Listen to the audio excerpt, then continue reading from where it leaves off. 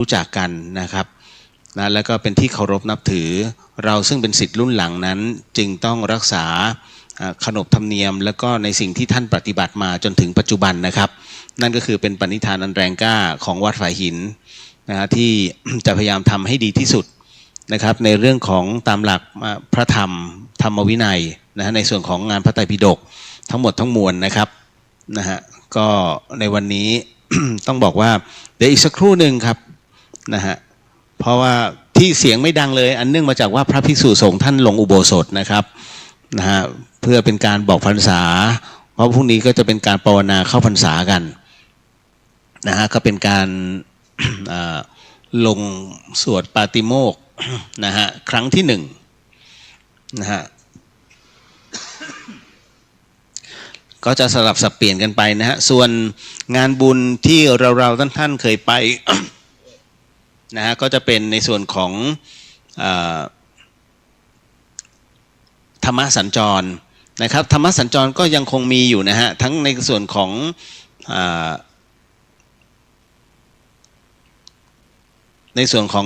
ของสุเทพเองนะครับและในส่วนของกรมการศาสนาเองก็มีสำนักพุทธ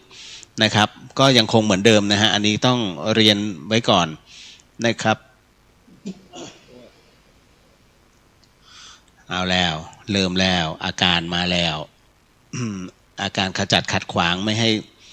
นะฮะในส่วนของการทำพิธีอโหสิกรรมเดี๋ยววันนี้ก็คงจะเป็นการทำอโหสิกรรมครั้งสุดท้ายแห่งปีนะฮะ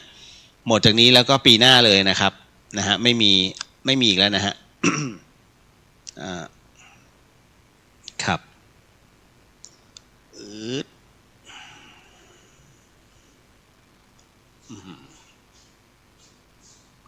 อุ้ยพระกระดุกกระดิกได้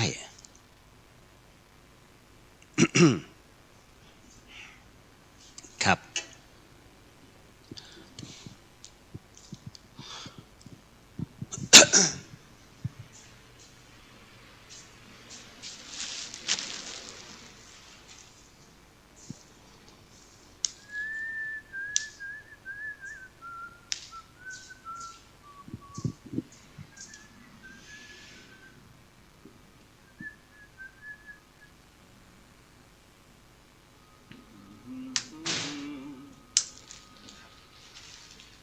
ทางขยะฝากไว้ก่อน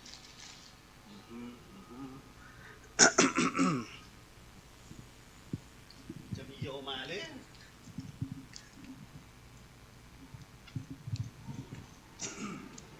แต่กรุงเทพมาแน่ๆฮะ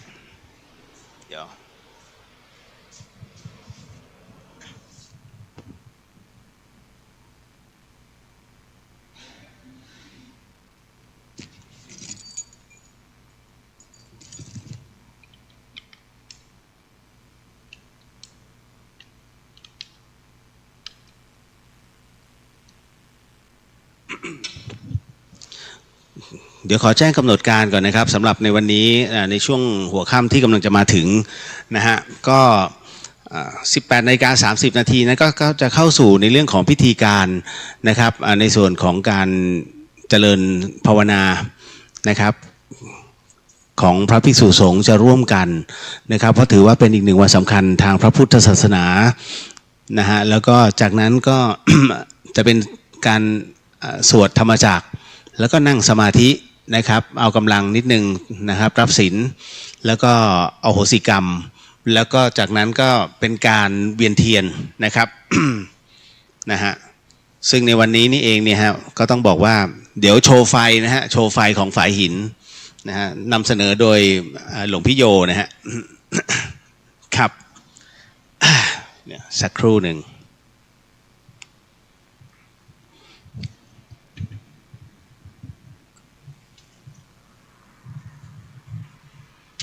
เดี๋ยวจะเป็นการถ่ายทอดนะฮะยาวไปเลยเอ้าอยู่นี่เอง ครับเทส1 2 3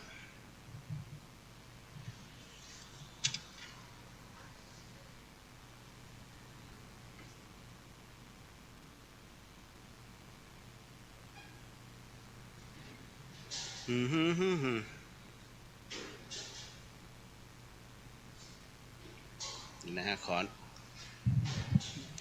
ออนุญาตนิดนึงนะฮะเรียง บทนิดนึงนะฮะปุริมันจจิสันนะอาชาตระโตปัสสะสติกัตถปานังอธิปติมหาราชาจสิโสปุตตปิตัสสะภะคะวะธัมมานาภะอิมันโตจุติมันโตนะมันโตสติโนโมธัมมานาทังสุโยโสภะคะวะอะระหังสัมมาสัมพุทโธสวากขาโตเยนะภะคะวะตาธัมโมสุปฏิปันโนยัสสะภะคะวะโตสาวกสังโฆธัมมังภะคะวันตังสรณะ สัทธัมมาสสังขังอิเมหิสการเรหิยะถาอะระหังอารโลปิเตหิอภิปูชยามะสาธุโนพันเตภะคะวะสุจิรบริณุปุโตปัจฉิมาชนตานุกัมปมานาสาอิเมสการเรตุกตาปันนาการุเตกวิกันหาตุอัมหะกังทิรกังทิตายาสุขายารังสัมมาสัมพุทโธภะคะวะพุทธังภะคะวันตังวิหารเทมิสวากขาโตภะคะวะตาธัมโมธัมมังนัสสามิสุปฏิปันโนภะคะวะโตสาวกสังโฆสังฆังนะมามินะโมตัสสะภะคะวะโตอะระหะโตสัมมาสัมพุทธัสสะพุทธังสรณังคัจฉามิธัมมังสรณังคัจฉามิสังฆังสรณังคัจฉามิทุติยัมปิพุทธังสรณังคัจฉามิทุติยัมปิธัมมังสังฆังสรณังคัจฉามิตติยัมปิพุทธังสรณังคัจฉามิตติยัมฮะนั่งตรงนี้อย่างเงี้ยผมถนัดอย่างนี้ปานาติปาตาเวรมณีสิกขาปะทังสมาธิยามิอธินาทานาเวรมณีสิกขาปะทังสมาธิยามิอภรรมจริยาเวรมณีสิกขาปะทังสมาธิยามิมุสาวาทาเวรมณีสิกขาปะทังส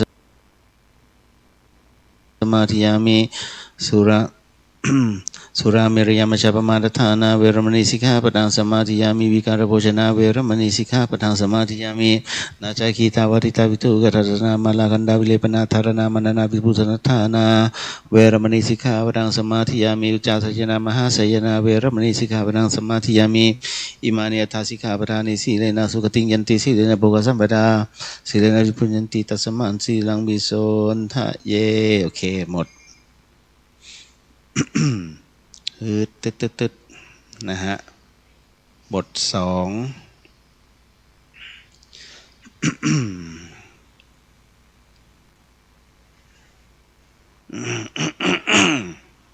นะฮะอันนี้ไม่เอา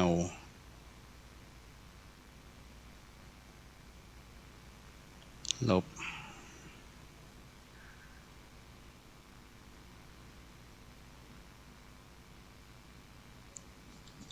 อุปกิเลส16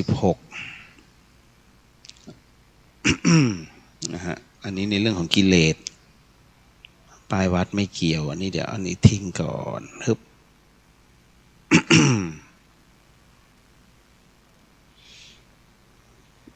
นะฮะ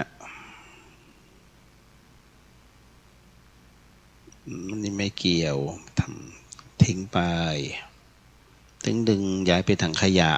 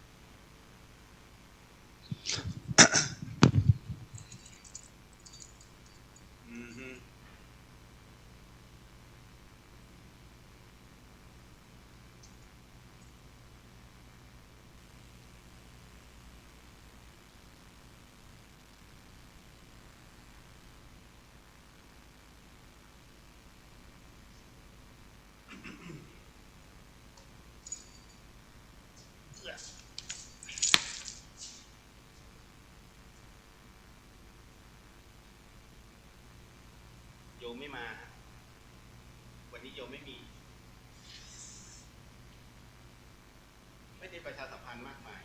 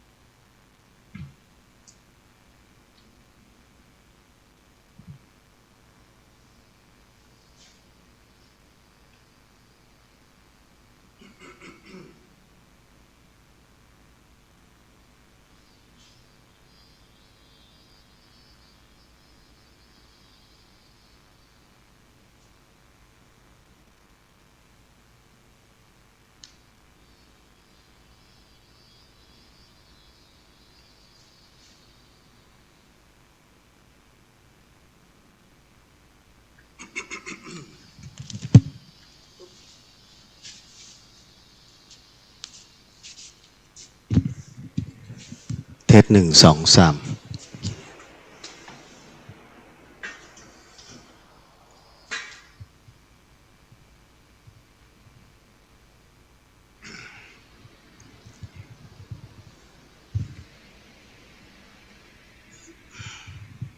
เอาละ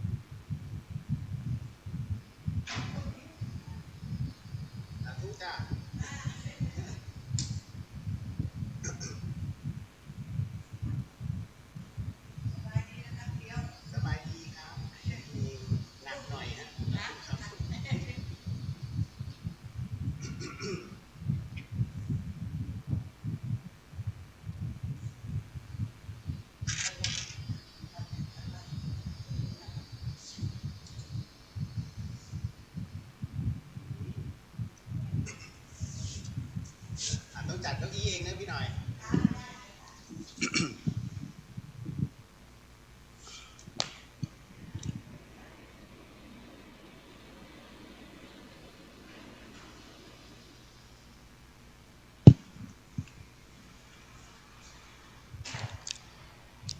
ขออนุญาตนะครับเพราะตอนนี้นะครับพระอาจารย์ท่านตัดเข้าสู่ช่วงสถานีวิทยุ FM 104.50 เมกะเฮิรตซ์นะฮะก็คุณผู้ฟังทางบ้านกำลังรับชมภาพนะฮะทั้งภาพและเสียงนะฮะเป็นช่วงเวลาพิเศษของวัดฝายหินในวันนี้อันเนื่องมาจากว่าเป็นวันที่ตรงกับวันขึ้น15ค่ำนะครับเดือน8ถือว่าเป็นวันอาสาฬหบูชาเป็นวันที่เรียกว่าองค์พระรัตนตรัยนั้นครบองค์3โดยสมบูรณ์นะซึ่งมีพระอัญญาโกฏัญญานั้นได้มาเติมเต็มนะฮะให้เป็นพระภิกษุสงฆ์รูปแรกนะครับในพระพุทธศาสนาในวันนี้ครับก็เดี๋ยวรอคณะสงฆ์ครับเพราะว่าท่านเพิ่งออกจากอุโบสถเมื่อช่วงเวลาเกือบจะ6 โมง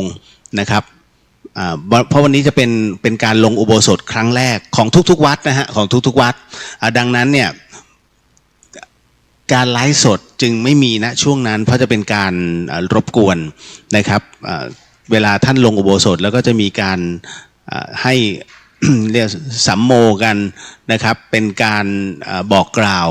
นะว่าในช่วงพรรษานี้นะฮะแต่ละวัดจะต้องทำอะไรบ้าง นะฮะก็วันนี้เป็นอุโบสถแรกณวัดฝายหินอุโบสถที่2ก็จะรอในช่วงของวันพระหน้าก็คือที่วัดป่าแดงนะครับผมเองก็เพิ่งจะไปรับองค์ปฏิโมกข์กลับมานะฮะก็เลย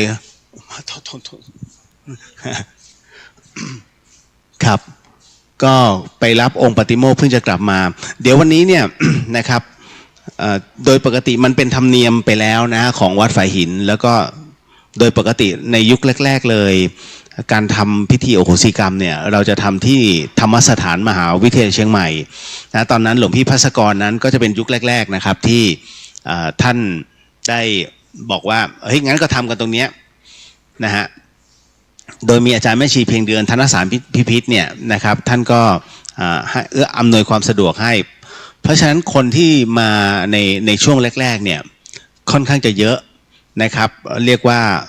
300-400 คนเต็มลานเลยฮะเรียกว่าค่อยๆขยับในการเวียนเทียนรอบต้นโพนะครับหลังจากนั้นเป็นต้นมานะครับการทำอโหสิกรรมเนี่ยเราจะทำเฉพาะ เป็นวันสำคัญทางพระพุทธศาสนานะครับไม่ว่าจะเป็น ขึ้น3 ค่ำ6 ค่ำ8 ค่ำนะครับก็จะเรียงกันไปตั้งแต่มาฆบูชาวิสาขบูชามาจนถึงอาสาฬหบูชาทั้งหมดทั้งมวลเนี่ยนะฮะก็ต้องบอกว่าอยู่ภายใต้พระธรรมวินัยแล้วก็เป็นสิ่งที่องค์พระสัมมาสัมพุทธเจ้านั้นได้ทรงมีพระบรมพุทธานุญาตนะครับให้ทำพิธีอันนี้มันไม่ใช่พิธีนอกศาสนาการอโหสิกรรมนั้นเป็นการขอขมา เป็นการขอโทษแต่เราใช้คำว่าอโหสิการอโหสิก็คือเกิดขึ้นครั้งหนึ่งในสมัยพุทธกาลที่เรียกว่ามีพระผู้น้อยนั้นได้เดินไปชนนะครับ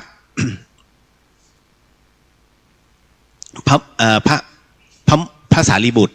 ไปเดินไปชนพระสารีบุตรและปรากฏว่าพระภิกษุสงฆ์รูปนี้นะฮะก็ไปบอกพระพุทธเจ้าว่าเนี่ยพระสารีบุตรเนี่ยเดินชนนะครับแล้วก็ไม่ยอมขอโทษนะครับแล้วท่านก็เดินไปเลย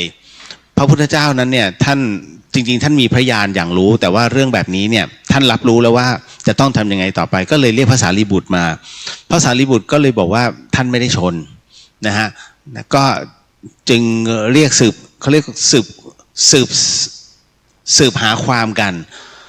ก็มารับรู้ว่าพระภิกษุรูปนั้นนะฮะกุเรื่องขึ้นมาก็เป็นการขออโหสินะครับพระพุทธเจ้าก็เลยบอกว่าให้อโหสิกันซะนะแล้วก็ขออโหสิซะนะครับก็มีการขออโหสิและให้อโหสิกันตั้งแต่นั้นเป็นต้นมานะการขออโหสินั้นจึงเกิดขึ้นนะครับก็เป็นการขอโทษนั่นแหละเพราะฉะนั้นในเรื่องของพิธีอโหสิกรรมนี้จึงต้องอาศัยกำลังวันขององค์พระสัมมาสัมพุทธเจ้านะครับไม่ว่าจะเป็นวันที่เรียกว่าหลายๆท่านนะก็พยายามจะหาโอกาสว่าเมื่อไหร่จะตรงกับวันที่วันขึ้น15 ค่ำจริงๆก็อาศัยวันกำลังวันพอสมควรนะฮะโดยปกติแล้วถ้าเป็นวันแบบนี้เขาเรียกว่าวันแรงนะฮะ ซึ่งเรียกว่าใครที่มาร่วมนะตรงนี้นะครับเราก็สามารถที่จะโมทนาอยากจะใช้คำว่าดึงเลยนะฮะเพราะว่าพลังทั้งหมดทั้งมวลเนี่ยมันเป็นพลังของพลังบุญของเรานะแล้วก็เป็นพลังที่เรียกว่าเราท่านนะรับรู้อยู่แล้วว่าเราได้ทำอะไรกันมาบ้างดังนั้นในส่วนของคำว่าเจ้ากรรมนายเวรเนาะต้องอธิบายก่อนเจ้ากรรมนายเวรนั้นแบ่งเป็น2แบบด้วยกันแบบแรกที่ยังมีอยู่ในปัจจุบันคำว่าเจ้ากรรมนายเวรนั้นหมายถึงว่าผู้ที่มีผลกระทบกับใจเราไม่ว่าจะเป็นชั่วครั้งชั่วคราวหรือว่าถาวรถ้าถาวรก็ไม่พ้นนะฮะผัวเมียลูกพ่อแม่มีอยู่แค่นี้ฮะที่เป็นเชื้อสายนะพี่น้องนะมันสนิทกันจนที่ว่าถ้าขาดกันปุ๊บเนี่ยจิตใจมันเศร้าหมองอันนี้เขาเรียกว่าเจ้ากรรมนายเวรโดยตรงส่วนเพื่อนหรือว่าใครก็ตามที่เข้ามาแล้วเรามีความรู้สึกดีด้วยแล้วก็ชิ่งออกไปนะฮะอันนี้ก็จะเป็นอีกหนึ่งรูปแบบที่มันมาในรูปแบบของเจ้ากรรมนายเวรมาชั่วครั้งชั่วคราวแล้วก็หายไปซึ่งมันมีผลกระทบกับใจเราในขณะเดียวกันเจ้ากรรมนายเวรอีกประเภทหนึ่งก็คือเป็นประเภทที่ข้ามภพข้ามชาติซึ่งเราจับต้องไม่ได้แต่นักพยากรณ์มักชอบจะทักกันเรื่องนี้ต้องบอกว่าอย่าเอามาเป็นสาระสำคัญในชีวิตเรื่องใดก็ตามที่ไร้เหตุผลในการรองรับอย่าพึ่งนะฮะตัวที่เป็นตัวที่วัดเราได้ว่าอะไรคือตัวรองรับเหตุผลตัวจิตของเราเองไม่มีใครบอกได้หรอกว่าสิ่งที่นักพยากรณ์นะหรือว่าหมอดูเนี่ยบอกเรานั้นนะว่าเรื่องนี้มันเคยเกิดขึ้นและกำลังจะเกิดขึ้นไม่มีใครรู้หรอกฮะนอกจากตัวเรามันจริงไม่จริงนะฮะเพราะฉะนั้นในส่วนตรงนี้เองถ้าสมมุติว่ามันเป็นเรื่องจริงก่อนนะถ้าสมมุติว่ามันเป็นเรื่องจริงในเรื่องของเจ้ากรรมนายเวรในภพชาติที่แล้วเนี่ยฮะนั่นหมายถึงว่าขณะที่เรานั้นกำลังทำอะไรอยู่สักอย่างหนึ่งแล้วผิดใจกันนะฮะผิดใจกันแบบมองหน้าได้กับมองหน้าไม่ติดนะฮะมีความอาฆาตพยาบาทเกิดขึ้นต่างคนต่างแยกกันไปท้ายที่สุดแล้วเรามาสำนึกได้ว่ามันก็ไม่ควรเนาะเกิดมาชาติหนึ่งแล้วจะมาก่อให้เกิดศัตรูนะฮะแล้วก็แก่ๆกันแล้วเพราะฉะนั้นเดี๋ยวมันก็ตายกันไปหาเรื่องคืนดีกันดีกว่านะฮะเราก็ยอมถอยสักก้าวหนึ่งไม่เป็นไรมันจะดูถูกเราก็ขอโหสิแต่พอไปถึงปุ๊บปรากฏว่าเขาตายแล้วพอตายแล้วเสร็จปุ๊บเนี่ยคำว่าอโหสิมันยังไม่เกิดขึ้นนะเขาเรียกการจองล้างจองผลาญจองเวรจองกรรมมันจึงข้ามภพข้ามชาติพอถึงเวลาช่วงเวลาที่เราต้องตายลงถามว่าจะต้องเจอกันไหมเจอในอีกหนึ่งมิติแต่มันพูดกันไม่ได้นะฮะเพราะอยู่ตรงนั้นมันไม่มีใครพูดได้นะครับของใครของมันเห็นอากับกิริยากันได้แต่พูดไม่ได้บางทีลืมไปด้วยซ้ำจนกระทั่งเขามีอาฆาตมีความอาฆาตพยาบาทมันเกิดช้าเพราะมันมีแรงแค้นแต่เราเนี่ยนะฮะให้อโหสิกันไปแล้วเพราะฉะนั้นจึงได้โอกาสในการกลับมาเกิดพอเกิดมาอีกเสร็จปุ๊บเนี่ยมันก็จะมีไอ้ตัวเนี้ย ที่จะคอยกลั่นแกล้งนิดน้อยๆนะฮะณตอนนั้นนั่นเอง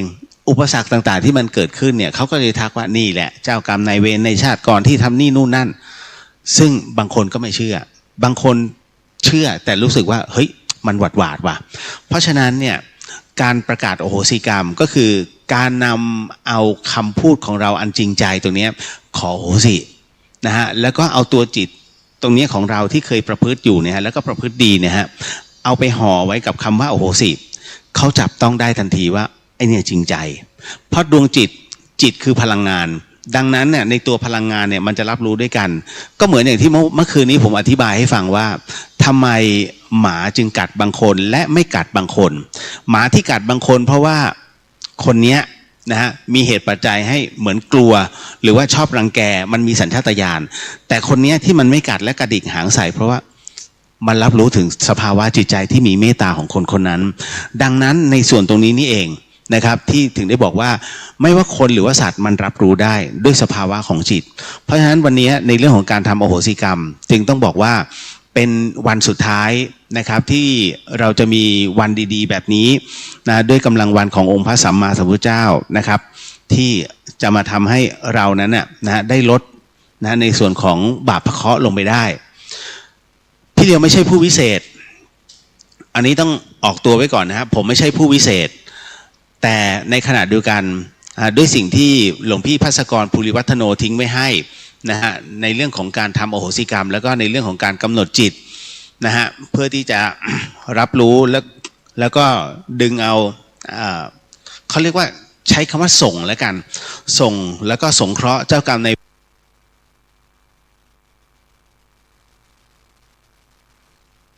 ให้ขึ้นไปนะฮะแต่ถ้าบางอันที่เขารู้สึกว่าเขายังเขาเรียกตะขวงจิตตะขวงใจกับท่านเนี่ยมันจะมีบางอย่างมากระทบที่ผมก็ทุกๆครั้งไปอย่างที่บอกว่าเวลาอ่านบทแล้วสะดุดนะฮะอ่านบทข้ามอ่านบทผิดพลาดปุ๊บเนี่ยมันมีเหตุของมันดังนั้นไอ้ตัวนี้นี่เองเนี่ยนะให้ท่านรับทราบไว้เลยว่าหลายๆท่านที่รับฟังอยู่ทาง FM 104.50 MHz ทั้งที่อยู่ภายในพิธีทั้งที่อยู่ในไลฟ์สดทั้งหมดทั้งมวลนี้นะฮะผมไม่ทราบหรอกว่าใครที่เคยทำอะไรไว้นะครับมาก่อนที่วันนี้จะมาถึงนะครับเพราะฉะนั้นเนี่ยมันจะดึงทั้งหมด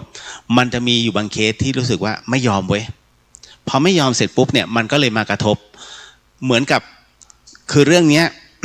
ที่กล้าจะพูดเพราะว่ามันเป็นประสบการณ์ตรงในปี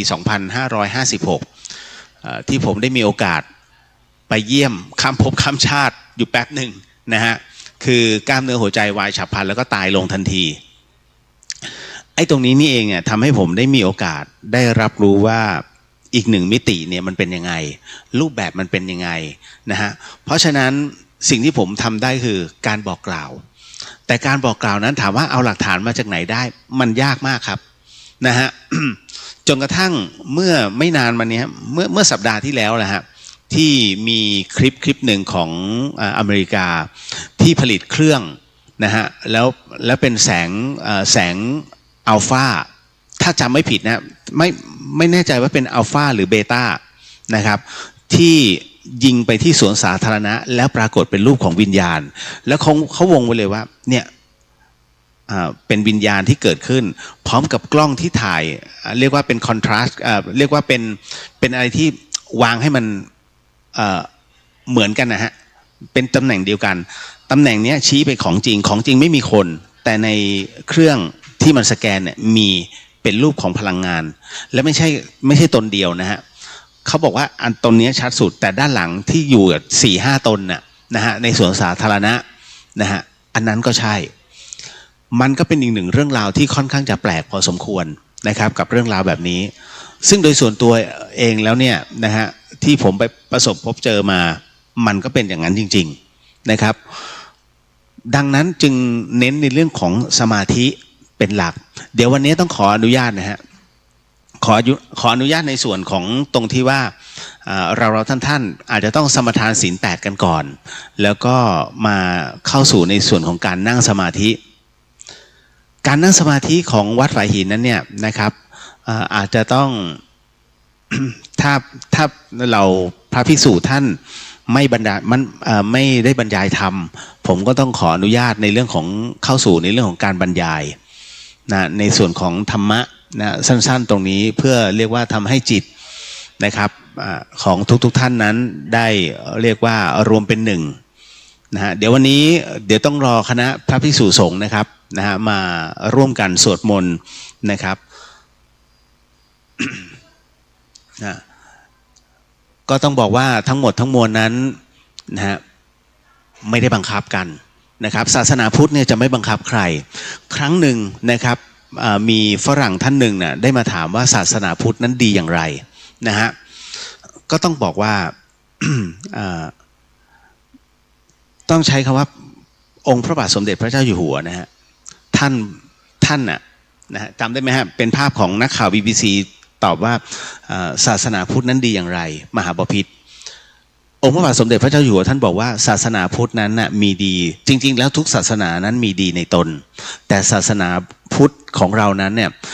เหมือนจะดูว่าเป็นศาสนาที่เห็นแก่ตัวท่านเน้นนะคำว่าเห็นแก่ตัวทำไมเพราะมันรู้ได้เฉพาะตน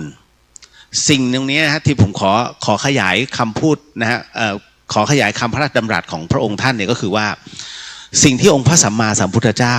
นะฮะไม่สามารถจะช่วยเราได้มี4ประการด้วยกัน1ในเรื่องของปัญญาในเรื่องของปัญญานั้นเนี่ยถ้าอยากได้ต้องฝึกเอานะฮะ2ในเรื่องของการเข้าถึงพระนิพพานหลายคนนั้นอยากจะได้ในส่วนของพระนิพพานพระเจ้าก็ทำให้ไม่ได้ฮะถ้าอยากได้ต้องปฏิบัติเอาในส่วนของกฎแห่งกรรมนั้นนะฮะหลายคนก็ร้องขอให้พระพุทธเจ้านั้นช่วยลบล้างกรรมของข้าพุทธเจ้าได้ไหมพระพุทธเจ้าท่านก็บอกว่าแม้กรรมของท่านเราก็ช่วยไม่ได้เพราะกรรมใครก็คือกรรมมันนะฮะอย่างที่4ที่องค์พระสัมมาสัมพุทธเจ้านั้นท่านไม่สามารถจะช่วยได้เลยก็คือในเรื่องของทำไมมีผู้สงสัยว่าทำไมศาสนาพุทธจึงไม่แผ่กระจายไปทั่วโลกนะฮะพระพุทธเจ้าถึงได้บอกว่าศาสนาพุทธนั้นน่ะมีตรงที่ว่าใครก็ตามที่มีบุญและมีวาสนานะฮะก็จะได้รับในองค์ธรรมณตรงนี้นะฮะเพราะฉะนั้นในเมื่อประเทศใดหรือทวีปใดก็ตามที่ได้รับองค์ธรรมตรงนี้ไปปฏิบัติถือว่าเป็นมนุษย์ที่ประเสริฐแล้วที่สุดแล้วนะฮะได้รับสิ่งที่ดีงามแล้วนั่นเองตรงนี้นี่เองฮะองค์พระบาทสมเด็จพระเจ้าอยู่หัวท่านถึงได้บอกว่าศาสนาพุทธนั้นดูเหมือนจะเป็นศาสนาที่เห็นแก่ตัวแต่ตรงนี้ต้องขยายความก่อนว่านะการเห็นแก่ตัวของพระภิกษุในศาสนาพุทธนั้นนะฮะท่านต้องเอาตัวเองเข้าแลกก่อนในเรื่องของการปฏิบัติเมื่อปฏิบัติรู้แล้วนะฮะทั้งหมดทั้งมวลเนี่ยท่านเอาสิ่งที่ท่านได้รู้ได้แตกฉานนะฮะได้หลุดพ้นแล้วเนี่ยเอามาสอนได้นั่นเองเห็นไหมนี่คือความพิเศษของศาสนาพุทธนะฮะไหนๆก็ไหนๆพี่หน่อยเดี๋ยวพี่หน่อยวันนี้ขอพี่หน่อยเป็นตัวแทนคฤหัสถ์จุดธูปเทียนนะเดี๋ยวสักครู่ครับผมนะฮะเดี๋ยวรอสักครู่เนาะทุกท่านที่เข้ามาในไลฟ์ด้วยนะครับอโมทนาสาธุนะฮะผมทำให้ได้เท่าที่ทำให้ได้ครับก็ด้วยสุขภาพตัวเองถามว่าดีไหมไม่ได้ดีเลิศเลยพรุ่งนี้ผมต้องไปแต่เช้าขึ้นดอยนะฮะก็ต้องไปช่วยมูลนิธิสวนดอกนะครับไปรักษาเด็กๆแล้วก็ชาวบ้านที่โรงเรียนตชด.ดอย30,000คุณนัทศิษย์สาธุครับพี่เลียวนะฮะโมทนาสาธุนะฮะนะครับตอนนี้ยังพอมีเวลาเพราะรอพระภิกษุคือที่ท่านลงช้าเพราะว่าท่านเพิ่งจะเสร็จจากลงอุโบสถไปเมื่อสักครู่ใหญ่ๆนะตอนนี้ให้ท่านเตรียมตัวกันก่อนคุณแพมรายงานตัวค่ะคุณเลียวแล้วก็ชาวเดอะเฮียนค่ะวันนี้ไม่มีเดอะเฮียนนะวันนี้มีแต่ในส่วนของพิธีอโหสิกรรมนะฮะคุณฟ้าสาธุค่ะห่วงอนุโมทนาสาธุค่ะทางนี้มาขายของไม่สะดวกแต่ขอร่วมฟังค่ะไม่เป็นไรห่วงก็ใช้วิธีการว่ากำหนดจิตตามเนาะดึงได้หมดทุกคนฮะนะคุณเลงกราบนมัสการพระอาจารย์พระคุณเจ้าทุกรูปแล้วก็ธรรมะสวัสดีค่ะคุณเลียวโมทนาสาธุฮะนะครับพี่นพวรรณสวัสดีค่ะคุณเลียวสวัสดีครับนะฮะคุณกนกรัตน์สวัสดีค่ะสาธุฮะ คุณวิดาสวัสดีค่ะนะฮะก็ณตรงนี้เดี๋ยววันนี้นะครับก็ในส่วนของเดี๋ยวผมจะเรียบเรียงก่อนนะครับในช่วงแรกก็เดี๋ยวจะมีตัวแทนของคฤหัสถ์นั้นท่านจะจุดธูปจุดเทียนบูชาพระรัตนตรัยและหลังจากนั้นนะพระภิกษุสงฆ์ท่านก็จะนำทำวัดสวดมนต์นะครับแล้วหลังจากนั้นก็จะเข้าสู่ในช่วงของการสวดธรรมจักรนะครับซึ่งวันนี้เป็นวันที่ตรงมากๆกับการสวดธรรมจักรกำหนดจิตดีๆนะครับก็เดี๋ยวอาจจะต้องขอเมตตาให้ท่านนำสมทานศีล 8นะฮะเพราะว่ามันเป็นกับผมศีล 8อยู่แล้วตั้งแต่2วันแล้วล่ะนะครับเพราะฉะนั้น กำลังผมมาเต็มที่นะครับแต่วันนี้อยากให้ทุกท่านศีล 8ชั่วคราวเพราะมันจะดึงได้ง่ายขึ้นนะครับลองไปฝึกกันหรือยังเมื่อวานนี้ที่สอนในเรื่องของสมาธิแล้วสามารถเห็นจักระก็คือเห็นออร่าของตัวตนของเราได้นะฮะมันมีข้อแม้อยู่เนาะนะพี่อุทิศสวัสดีค่ะอาจารย์สาธุครับนะฮะ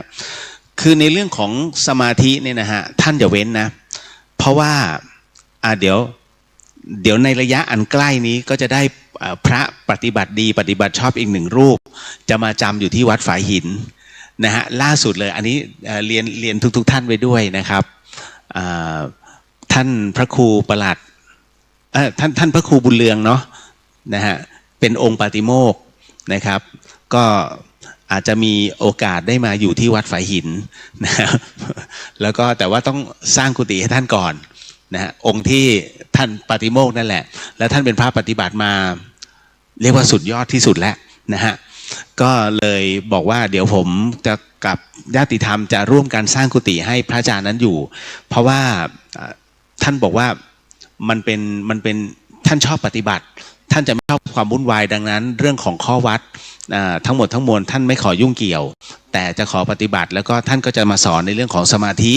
สอนกรรมฐานให้กับพระเนนแล้วก็รวมถึงศรัทธาที่อยากจะร่วมตรงนี้ถือได้ว่าท่านเป็นอีกหนึ่งพระสุปฏิปันโนแท้ๆนะฮะซึ่งท่านเก็บตัวอยู่ในป่าด้านหลังวัดอุโมงค์น้อยคนก็จะได้เจอนะครับเพราะท่านอาพาธแล้วก็ปิดตัวมากนะครับก็ด้วยวันนี้ผมเอ่ยปากชวนท่านบอกอาจารย์มาอยู่ไหมนะฮะที่นี่มีเสียงน้ำตกมีอะไรพร้อมท่านก็มาดูสถานที่ได้ พูดแล้วนะนะฮะอันนี้ก็แจ้งทราบเนาะเดี๋ยวเราสร้างกุฏิให้พระสุปฏิปันโนอีก1รูปโอ้โหอานิสงส์สุดๆนะฮะก็ต้องบอกนะครับในห่วงเวลาแบบนี้นะฮะต้องบอกว่าเราจะรับรองใครได้บ้างนะฮะว่าทั้งหมดทั้งมวลนั้นเป็นสมมุติสงฆ์ไม่ได้ครับไม่ได้ฮะท่านเห็นไหมฮะว่าที่มีข่าวแต่เนื่องจากว่าวัดฝายหินนั้นน่ะเรียกว่าเป็นดำริของท่านเจ้าอาวาสรูปที่11ของวัดฝายหินก็คือท่านพระครูสมุวิสุวัตรวกิโจท่านก็เลยปาลบไปว่าคือวัดฝายหินเนี่ยเรามีครูบานะฮะก็คือพระอภัยสารทสังฆปาโมกข์นั้นเป็นแบบอย่างท่านเป็นสังฆราชาแห่งล้านนารูปแรกดังนั้นเนี่ยจะทำให้วัดฝายหินน่ะไปแปดเปื้อนมัวหมองแบบนั้นไม่ได้นะฮะต่อไปนี้ท่านก็จะเคร่งมากขึ้นนะฮะแต่ก็จะให้ความเป็นส่วนตัวกับพระภิกษุเหมือนเดิมฮะนะเพียงแต่ว่าอะไรที่ไม่ถูกทำนองคลองธรรมนั้นพระอาจารย์ก็จะเรียกมาตักเตือนนะทั้งหมดทั้งมวลนี้นะฮะเกิดขึ้นนะครับที่วัดฝายหินทุกสิ่งทุกอย่างที่เราได้พัฒนานะฮะและรวมไปถึงพระภิกษุสงฆ์นั้นท่านได้มีส่วนร่วมในการพัฒนาจัดลงพระพุทธศาสนานะฮะก็ด้วยหลายๆท่านนั้นได้อุปการะวัดฝายหินนั่นเองก็อย่างที่ผมบอกไว้ว่าเนี่ยคือวัดของท่านไม่ใช่วัดของใครนะฮะดังนั้นท่านมีสิทธิ์ทุกย่างก้าวนะฮะที่ไม่ใช่เขตสังฆวาสนะฮะในวัดฝายหินเดินได้เลยนะฮะเดินสำรวจได้เลยอะไรที่ต้องการจะซ่อมก็ขอให้บอกว่าอันนี้มันแตกแล้วนะคะอันนี้ควรจะทำไหมครับอะไรอย่างเงี้ยฮะก็จะน้อมรับมาไว้แล้วก็ค่อยๆทำทีละนิดก็เป็นอะไรที่เป็นวัดโดยส่วนรวมนะฮะวัดฝายหินของเรานั้นนะฮะอยู่หลังมหาวิทยาลัยเชียงใหม่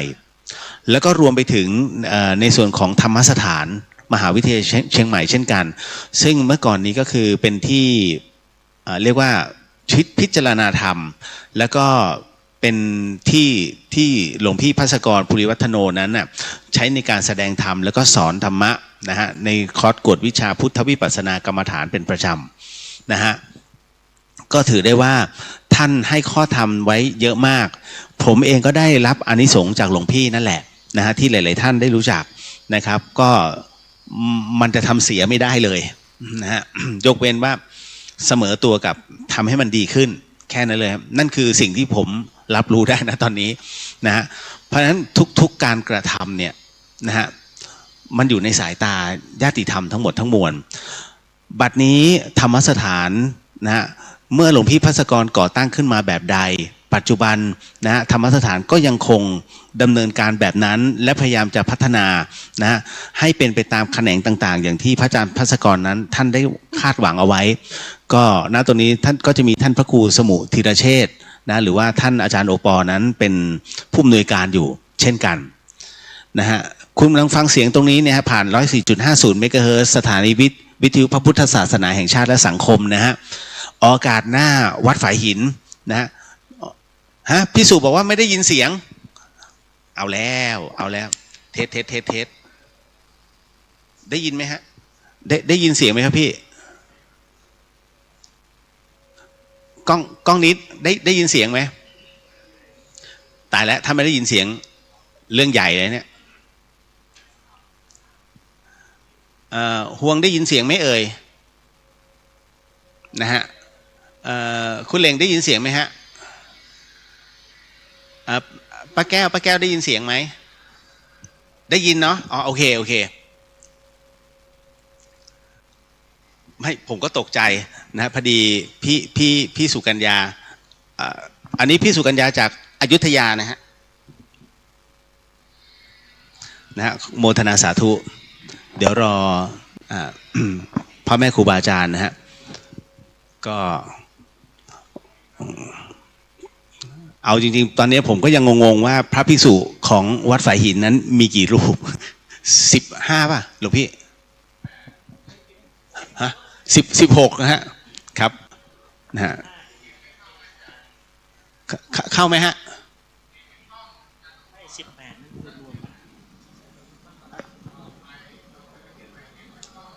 อันนี้ออกป่ะอ๋อมันมีอันที่เสียบอยู่ด้านบนมันมีอีกอันหนึ่งเสียบอยู่ด้านบนก็กล้องไหมฮะยังกล้องอยู่ไหมกล้องเลยเหรออ้าวเวรแล้วอ๋อโอ้บอกได้ยินเสียงแบบก้องต้องทำไงอะตัวเนี้ยเดี๋ยวนะฮะเดี๋ยวขอแก้ไขขอบพระคุณมากฮะที่บอกเรื่องเสียงถอดเสียบใหม่เทส1 2 3เสียงเป็นไงฮะอุ๊ยตายแล้วไม่ใช่ลงหลุดฮะ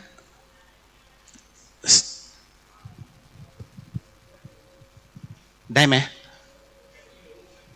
อ๋อมันช้ามันดีเลย์เนาะนะฮะครับพอดีให้หลวงพี่ท่านช่วยเช็คมาแล้วนี่เสียงมาแล้วนี่ปกติไม่ขึ้นนะอันนี้ขึ้นนะฮะพี่อุบลวรรณสวัสดีค่ะคุณเลียวแล้วก็กัลยาณมิตรทุกท่านดีขึ้นมากโอเคแล้วนะฮะขอบพระคุณนะฮะก็หลายๆท่านที่เข้ามาในไลฟ์สดผมต้องบอกว่าวันนี้เป็นวันสุดท้ายของปีในพิธีแบบนี้โดยมีคณะพระภิกษุสงฆ์อยู่ตรงนี้เนี่ยไม่มีแล้วนะครับในเรื่องของการทำอโหสิกรรมเนาะนะครับขอบพระคุณฮะคุณวิไลวรรณบอกว่าเสียงดีแล้วค่ะสาธุฮะไมค์เล็กทำให้กล้องนะฮะคุณแพมเสียงจากท้องฟ้าไม่ค่อยชัดสีแดงชัดกว่าหยังนะฮะขอบคุณครับโอนะฮะเดี๋ยวเมื่อกี้ไล่เลี้ยงยังฮะในช่วงแรกก็จะเป็นนะฮะตัวแทนของคฤหัสถ์นะครับก็จะจุดธูปจุดเทียนแล้วจากนั้นพระภิกษุสงฆ์ท่านก็จะนำสวดมนต์ทำวัดแล้วก็สวดธรรมจักรแล้วหลังจากนั้นก็จะเป็นในช่วงของการนั่งกรรมฐานสมาธินะครับสั้นๆนะครับก็ประมาณสัก10 นาทีนะครับแล้วหลังจากนั้นเราก็จะเริ่มอโหสิกรรมในการทำอโหสิกรรมเนี่ยผมบอกแล้วนะฮะว่าอย่าลุกหนีไปไหน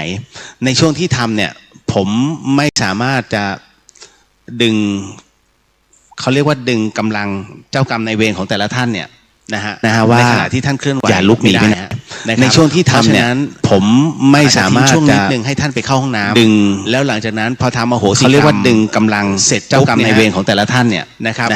ว่าท่านเคลื่อนไหวอย่าลุกหนีไปนะในช่วงที่ทำเนี่ยผมไม่สามารถ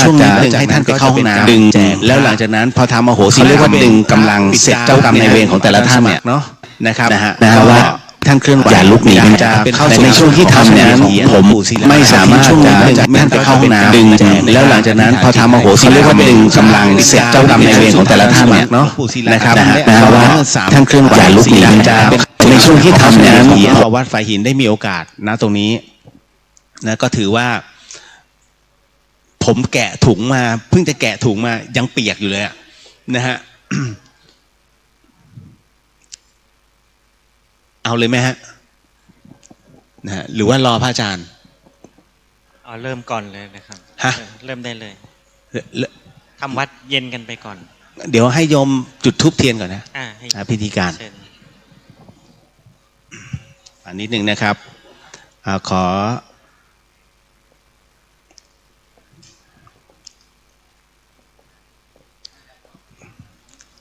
สมาคมแม่บ้านฝ่ายหินไม่ขึ้นมาเนาะ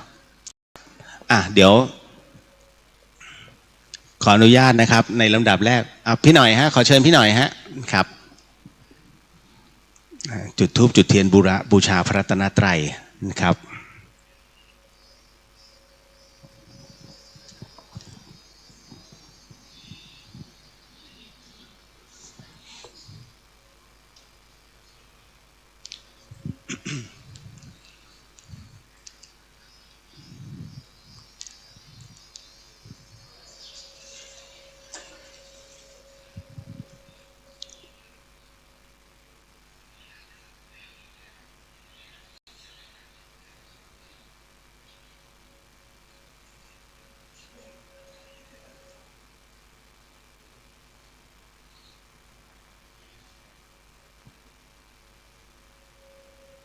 ครับในช่วงขณะนี้ก็เป็นการ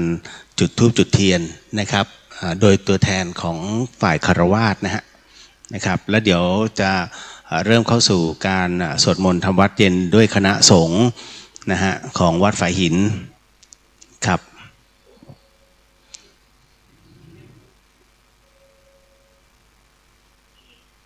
เทียนพรรษาด้วย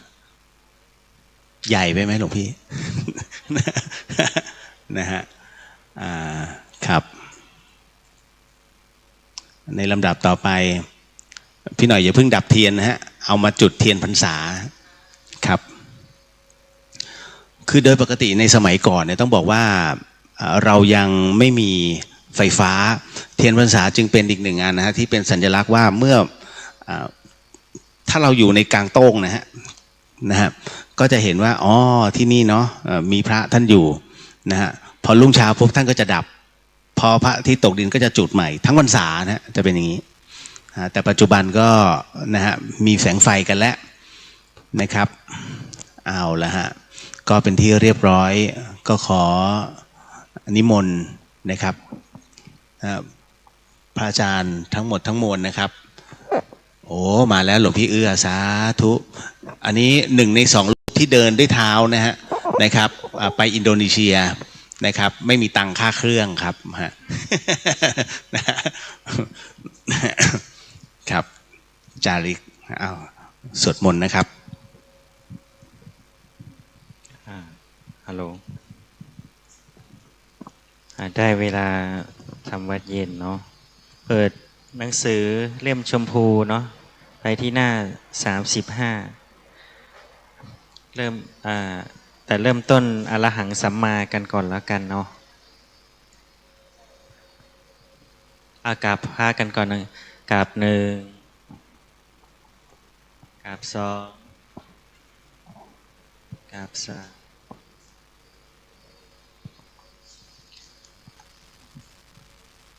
อะระหังสัมมาสัมพุทโธภคะวาพุทธังภคะวันตังอภิวา เทมิสวากขาโตภะคะวะตาธัมโมธัมมังนัมมัสสามิสุปฏิปันโนภะคะวะโตสาวกสังโฆสังฆังนะมามิหันธรรมยังพุทธัสสะภะคะวะโตปุพพาคณมการันเจวะพุทธานุสตินยัญจะกะโรมาเสนะโมตัสสะภะคะวะโตอะระหะโตสัมมาสัมพุทธัสสะนะโมตัสสะภะคะวะโตอะระหะโตสัมมา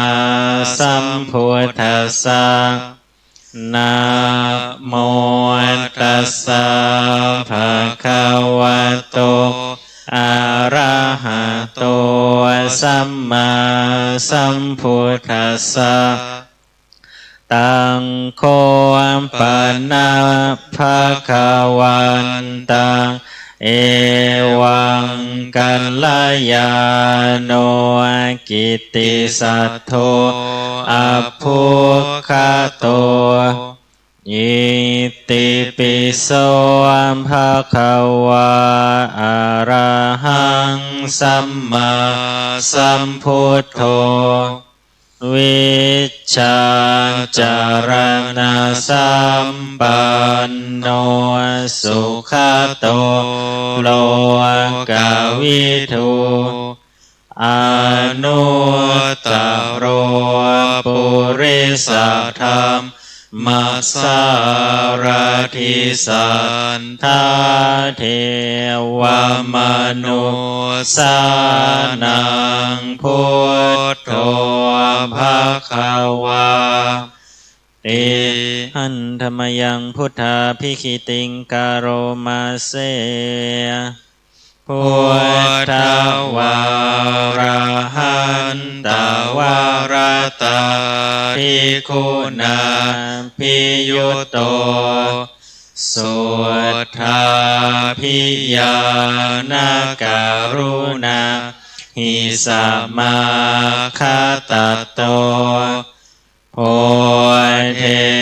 สิโยสุชานาตังกาม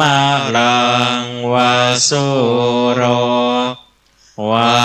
นธามหังตามารนังศิรัสสาชิเนทังพุ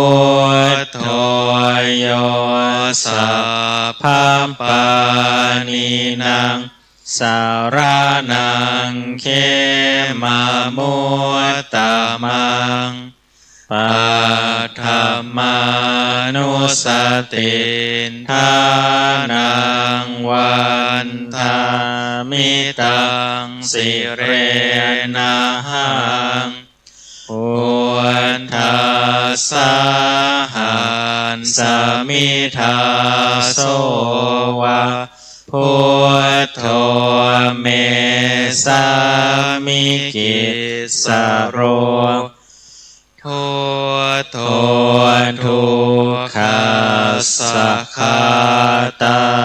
จาวิทาตาจาหิตาสะเมพุทธัสสะหังนิยาเทมิสารีรัญชีวิตันจิทังวันทันโตหังจาริสามิพุทธาเสวะสุโพธิตัง นาทิเมสารนังอัญญังพุทโธเมสารนังวารังเอเตนะสัจจวัชเชนาวัฏฏายังสัตถุสาสเนพุทธังเมวันธรรมาเนนายังบุญยังปัสสุตังอิทัสสัพเพปิอันตรายาเมมาเหสุงตัสสะเตชะสากายเนวาจายวเจตสวาพุทเทกุกัมมังปะกตังมยายังพุทโธปฏิคันหาตุอัจจยันตังกาลันตะเรสังวริตุวะพุทเทหันธรรมยังธรรมานุสตินยังกโรมาเสสวากขาโตภะคะวะตาธัมโมสันทิฏฐิโกอากาลิโกเอหิปัสสิโกโอปานายิโกปัจจตังเวทิตาโพวินโยหิติหันธรรมยังธรรมาภิคิติงกโรมาเสสวากขาตาตาทิกุณโยภาวะเสนาสยโยโยมาคปากาปริยัตติวิโมกขเพโทธัมโมกุโลกาปตานาตถาธาริธาริวันธามหังตามหารังวรธรรมเมตังธัมโมโยสัพพปานินังสารนังเขมามุตตมังทุติยานุสติทานังวันธามิตังสิเร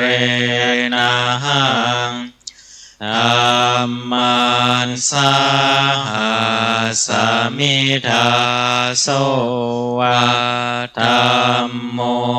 เมสามิกิสโรธัมโมทุกขาสัคคาตาจาวิทาตาจาหิตาสเมธัมมาสาหังนิยาเทมิสาริรันชีวิตันจิทังวันทันโตหังจาริสามิธัมมันเสวะสุธัมมตังนาทิเมสารนังอัญญังธัมโมเมสารนังวารังเอเตนะสัจจวัชเชนะวันหายังสัตถุสาสเนธัมมังเมวันธรรมาเนนายังปุญญังปัสสุตังอิทัสสัพเพปิอันตรายาเม มาเหสงตัสสะเตชะสากายนาวาจายวเจตสาวาธัมเมกุกัมมังปะกตังมยายังธัมโมปฏิคันหตัวจยันตังกาลตะเรสังวริตุงวะธัมเมอันธรรมยังสังขานุสตินยังกโรมาเสสุปฏิปันโนภะคะวะโตสาวกสังโฆโอชุปฏิปันโนภะคะวะโตสาวกสังโฆยายาปฏิปันโนภะคะวะโตสาวกสังโฆสามีจิปฏิปันโนภะคะวะโตสาวกสังโฆยาทิทังจัตตาริปุริสายุคานิอัตถปุริสบุคคลาเอสะภะคะวะโตสาวกสังโฆอาหูนายโยปาหูนายโยทักขินายโยอัญชลีการณิโยอนุตตรังปุญญาเขตังโลกัสสติอันธรรมยังสังขาภิคิติงกโรมาเสสัทธามาโชสุปฏิปัตติคุณาทิโยโตโยธาภิโทอริยบุคคลสังฆเศธโธศีลาทิธรรมปวาราสายกายจิตโตวันธามหังตมาริยานาคานังสุสุทังสังโฆโยสัพพะปานินังสารนังเขมามุตตมังตันติยานุสติทานังวันธามิตังสิเรนะหังสังฆาสหันสามิทาโสวะสังโฆเมสามิกิสโรสังโฆทุกขาสัคคาตาจาวิทาตาจาหิตาสเมสังฆาสหังนิยาเทมิสาริรันชีวิตันจิตังวันทันโตหังจาริสามิสังฆาโสปฏิปันนาตังนาทิเมสารนังอัญญังสังโฆเมสารนังวารังเอเตนะสัจวัชเชนะวัฏไทยังสัทธุสาสเนสังฆังเมวันธมาเนนายังปุญญังปสุตังอิทา สัพเพปิอันตรายาเมมาเหสุงตัสสะเตชะสากายนวาจายวเจตสาวาสังเคกุกัมมังปะกตังมยายังสังโฆปฏิคันหาตัวจยันตังกาลันตะเรสังวริตุงวสังเค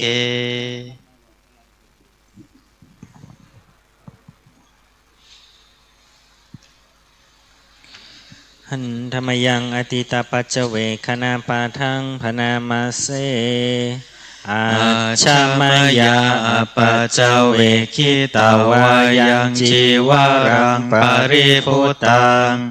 ตังยาวาเทวสิตาสะปฏิฆาตายาโอนหาสะปฏิฆาตายาดังสัมมากัสสวะตาตปัสสิริงสัพพสัมภาสานังปฏิฆาตายายาวาเทวาหิริโกปินาปฏิชาธนาทังอาชามยาปัจเจเวคิตาวายโยปินทาปาโตปาริพุตโตโสเนวะทวายานามาทายานามันดานายานาวิภูสานายายา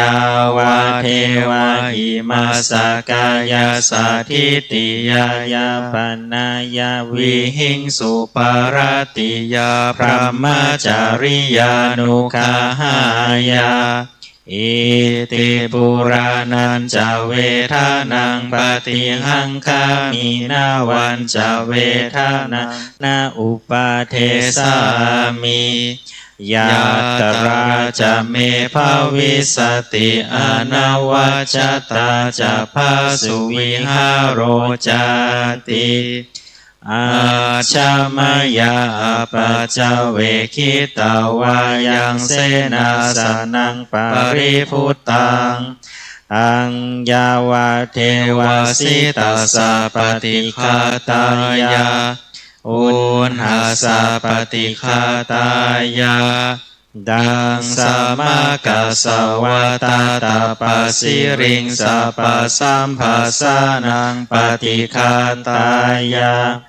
ยาวาเทวะอุตุปาริสยาวิโนทานังปฏิสันลานารามทังอาชามายาปัจเจเวคิตาวายโยคิลานะปัจจยาเพสัชฌะปาริคาโรปาริพุตโตโสยาวาเทวาอุปันนานังเวยาภาธิกานังเวทานานังปฏิฆาตายาอาภยาปัชชาปรมาตายาติหันธรรมยังอภินหาปัจเจเวคณาปาทังพนามาเสชาราธรรมโมหิชารังอนาติโตเรามีความแก่เป็นธรรมดาจะล่วงพ้นความแก่ไปไม่ได้พยาธิธรรมโมหิพยาธิอนาติโตเรามีความเจ็บเป็นธรรมดาจะล่วงพ้นความเจ็บไปไม่ได้มาราณธรรมโมหิมารานังอนาติโตเรามีความตายเป็นธรรมดาจะล่วงพ้นความตายไปไม่ได้สัพเพหิเม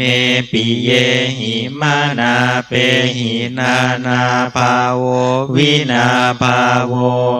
เราจะเป็นต่างๆคือจะต้องพลัดพรากจากของรักของเจริญใจ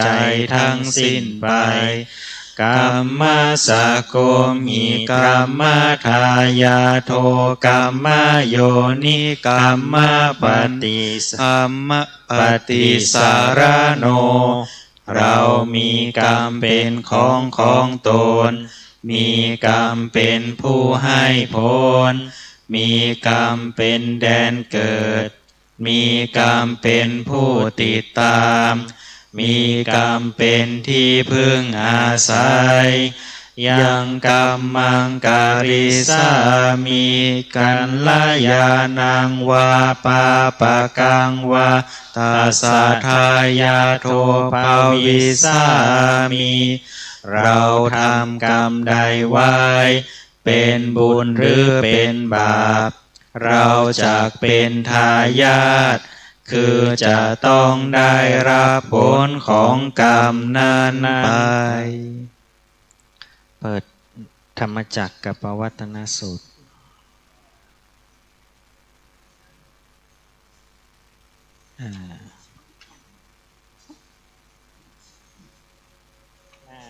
91เล่มชมพูนะ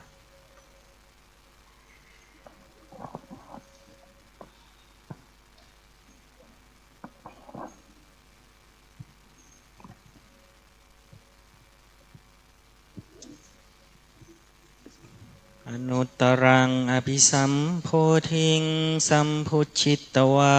ตถาคโต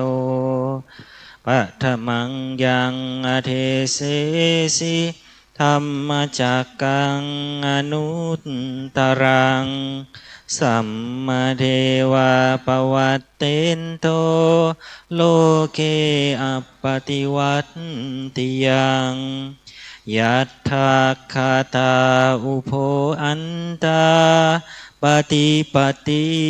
จามันชิมาจตุสวาริยจัตสเจสุวิสุทธังญาณทัสสนังเทสิตังธัมมราเชนะสัมมาสัมโพธิกิตตนัง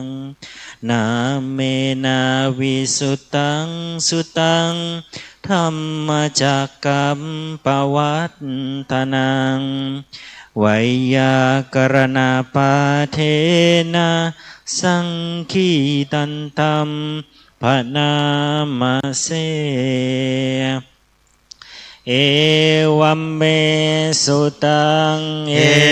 กังสมยังภควาภารา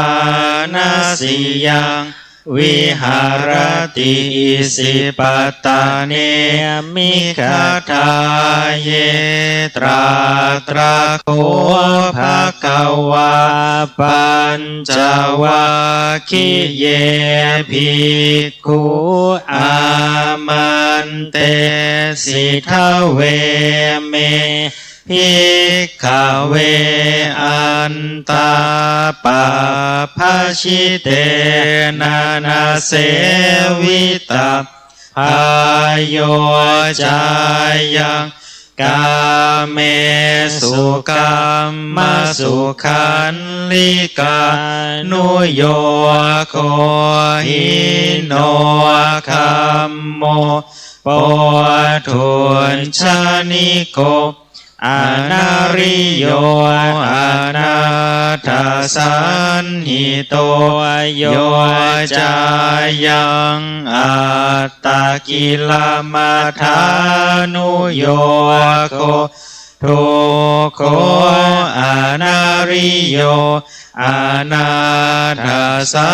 นหิโตเอเตเต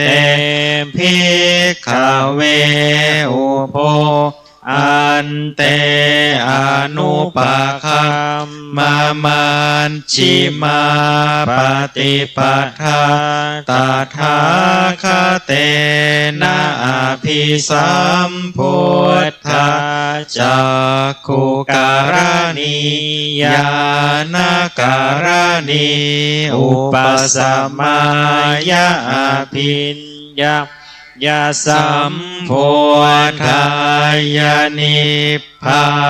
นายาสังวัตติกตมา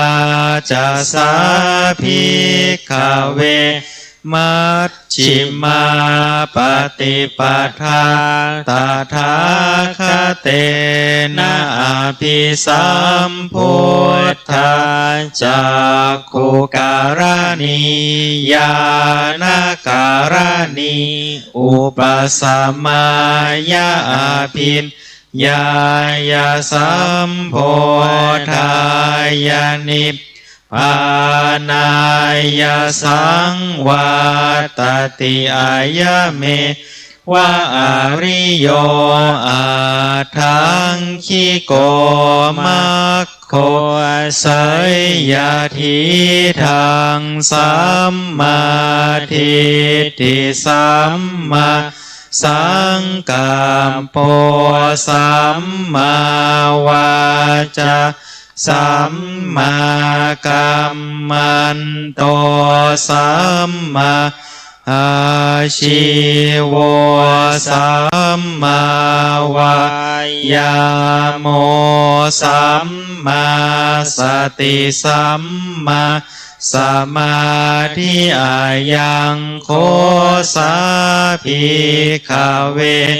มัชฌิมาปฏิปทาตถาคเตนะอภิสัมพุทธาจักขุการณีญาณการณีอุปสัมมายาภินญายาสัมโพธา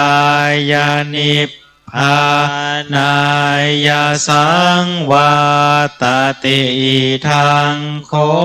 ปนาภิกขเวทุกขังอริยสัจจังชาติปิทุกขาชราปิทุกขามารณัมปิทุกขังโสกปริเทวทุกขโทมานาสุปายาสาปิทุกขา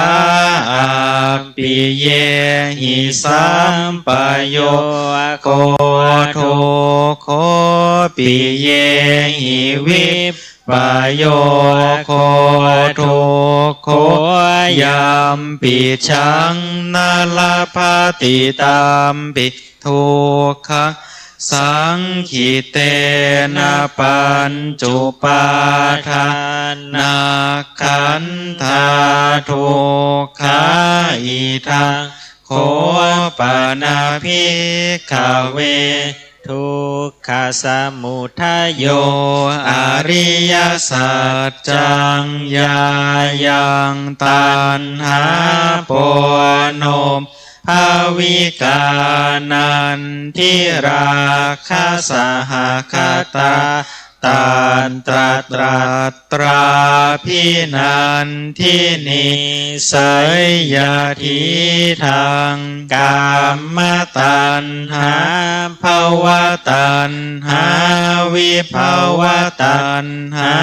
อิทังโคปานาภิกขเวทุกขานิโรธ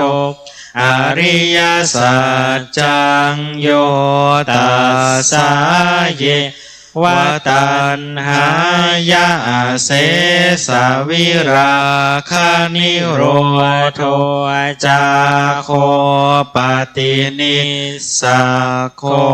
โมติอานาลโยอิทังโคปนาภิกขเวทุกขานิโรธคามินีปฏิปทาอริยสัจจังอายะเมวะอริโย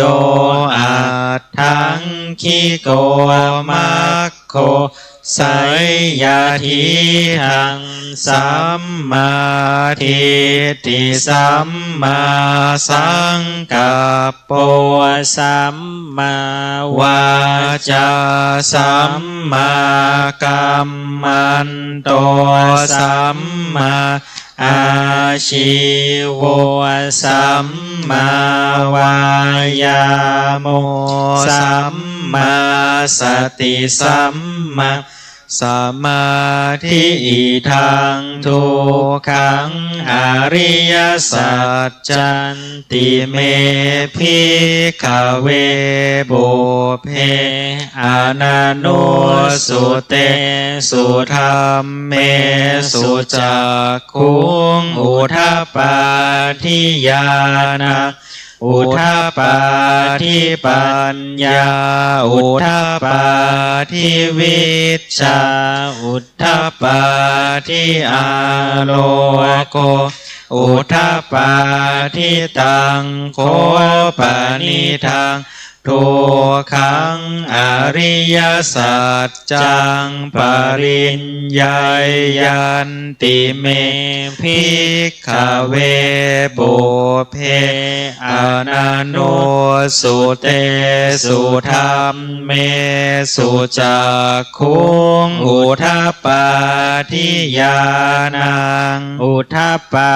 ทิปัญญาอุทัปปาทิวิชชาอุทัปปาทิอาโลโกอุทัปปาทิตังโคปนิทังทุกขังอริยสัจจังปริญญาตันติเมภิกขเวบุพเพอนันโนสุเตสุธัมเมสุจักขุงอุทัปปาทิญาณังอุทัปปาทิปัญญาอุทัปปาทิวิชชาอุทัปปาทิอาโลโกอุทัปปาทิทังทุกขสมุทัยโยอริยสัจจันติเมภิกขเวปุเพอนันโนสุเตสุธัมเมสุจักขุงอุทัปปาทิญาณังอุทัปปาทิปัญญาอุทัปปาทิวิชชาอุทัปปาทิอาโลโกอุทัปปาทิตังโคปนิทังทุกขสมุทัยโยอริยสัจจังปหาตัพพันติเมภิกขเวบุพเพอนันโนสุเตสุธัมเมสุจักขุงอุทัปปาทิญาณังอุทัปปาทิปัญญาอุทัปปาทิวิชชาอุทัปปาทิอาโลโกอุทัปปาทิตังโคปนิทังทุกขสมุทัยโยอริยสัจจังปหินันติเมภิกขเวบุพเพอนันโนสุเตสุธัมเมสุจักขุงอุทัปปาทิญาณังอุทัปปาทิปัญญาอุทัปปาทิวิชชาอุทัปปาทิอาโลโกอุทัปปาทิอิทังทุกขานิโรโธอริยสัจจันติเมภิกขเวปุเพอนันโนสุเตสุธัมเมสุจักขุงอุทัปปาทิญาณังอุทัปปาทิปัญญาอุทัปปาทิวิชชาอุทัปปาทิอาโลโกอุทัปปาทิตังโคปนิทังทุกขานิโรโธอริยสัจจังสัจฉิกาตัพพันติเมภิกขเวบุพเพอนันโนสุเต สุธรรมเมสุจักขุงอุทัปปาทิญาณังอุทัปปาทิปัญญาอุทัปปาทิวิชชาอุทัปปาทิอาโลโกอุทัปปาทิตังโคปานิทังทุกขานิโรโธอริยสัจจังสัจฉิกตันติเมภิกขเวปุเพอนันโนสุเตสุทัพเมสุจักขุงอุทัปปาทิญาณังอุทัปปาทิปัญญาอุทัปปาทิวิชชาอุทัปปาทิอาโลโกอุทัปปาทิอิทังทุกขานิโรธคามินิปฏิปทาอริยสัจจันติเมภิกขเวปุเออานันโนสุเตสุธรรมเมสุจักขุงอุทัปปาทิญาณังอุทัปปาทิปัญญาอุทัปปาทิวิชชาอุทัปปาทิอาโลโกอุทัปปาทิตังโคปานิทังทุกขานิโรธคามินิปฏิปทาอริยสัจจังภาเวตาพันติเมภิกขเวปุเพอนันโนสุเตสุทัพเมสุจักขุงอุทัปปาทิญาณังอุทัปปาทิปัญญาอุทัปปาทิวิชชาอุทัปปาทิอาโลโกอุทัปปาทิตังโคปานิทังทุกขานิโรธคามินิปฏิปทาอริยสัจจังภาวิตันติเมภิกขเวปุเพอนันโนสุเตสุธรรมเมสุจักขุงอุทัปปาทิญาณังอุทัปปาทิปัญญาอุทัปปาทิวิชชาอุทัปปาทิอาโลโกอุทัปปาทิยาวกีวันจะเมภิกขเวอิเมสุจตุสุอริยสัจเจสุเอวันติปริวัตตังทวาทสาการังยะถาภูตังญาณทัสสนังนาสุวิสุทธังอโหสิเนวตาวาหังภิกขเวสเทวเกสัมมาระเกสะพรหมเกสะสัมมานะพรหมนิยาปัจฉายสะเทวมนุษย์สายานุตตรังสัมมาสัมโพธิอภิสัมพุทโธปัญจัญญาสิงยโตจะโคเมภิกขเวอิเมสุจตุสุอริยสัจเจสุเอวันติปริวัตตังทวาทสา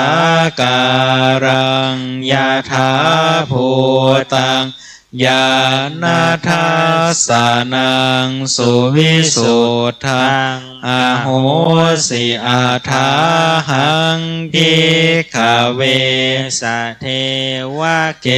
โลเกสัมมาระเกสัพรหมเกสัสมณพรหมนิยาปชายสเทวมนุษย์สายาอนุตตรังสัมมาสัมพุทธิงอภิสัมพุทโธปัญจัญญาสิงญานันจะปานาเมทัสสนังอุทาปาทิอากูปาเมวิมุตติอายามันติมาชาตินาติธานิปุณัพพะโวติอิทัมะโวจะภะคะวะอัตตมนาปัญจวัคคิยาภิกขุภะคะวะโตภาสิตังอภินันทุงอิมัสสมิงจะปานาวัยยะการนัสสมิงพันยมาเนอายะสมะโตโกนทัญญาสวิราชังวิตามะลังธรรมจักขุงอุทาปาทิยังกินจิสมุทัยธรรมังสัพพันตังนิโรธาธรรมันติปาวัตติเตจะภะคะวะตาธรรมจันเกภูมิมาเทวาสัทธมโนสาเวสุงเอตัมภะคะวะตาภาราณสิยังอิสิปตาเนมิคาทาเยอนุตตรังธรรมจักกังปวัตติตังอาปติวัตติยังสัมมาเนนาวาพระมเนนาวาเทเวนาวามาเรนาวาพระมุนาวาเกนะจิวา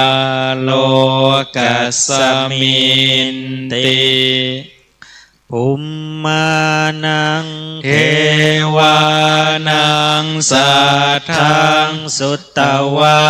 จาตุมมหาราชิกาเทวาสัทธมนุษย์สาเวสุงจาตุมมหาราชิกานังเทวานังสัทธังสุตวาตา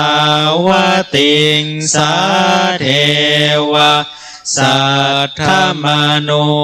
สาเวสุงตาวติงสานังเทวานังสัทธังสุตวายามาเทวาสัทธมโนสาเวสุงยามานังเทวานังสัทธังสุตวาตุสิตาเอวาสัทธมนุนสาเวสุตุสิตานังเทวานังสัทธังสุตวานิมมานารติเทวาขมโนสาเวสุนิมมานารตินังเทวานังสัทธังสุตวาปารณิมมิตวาสวัตติเทวา สัทธมโนสาเวสุงปารณิมมิตาวาสวัตตินังเทวานังสัทธังสุตวะพระมกายิกาเทวาสัทธมโนสาเวสุงเอตัมภะคะวะตาภารณสียังสิปัตตาเนมิคาทาเยอนุตตรังธรรมจักกังปวัตติตังอปติวัตติยังสัมมาเนนวาพระมเนนวาเทเวนวามาเรนวาพระมุนาวาเกนะจิวะโลกัสสมินติอิติหะเตนะคะเนนะเตนะมุเตนะยาวะพระมโลกาสันโทอาภูคาจิอายัญจัทธัสสะหัสสิโลกาธาตุสังกัมปิสัมปะกัมปิสัมปะเวทิอาปะมาโนจะโอลาโลโอภาโสโลเกปาตุระโหสิอติกัมเมวะเทวานังเทวานุภาวังอัฏฐโคภะคะวะอุทานังอุทาเนสิอัญญาสิวัตโพโกนทันโยอัญญาสิวัตโพโก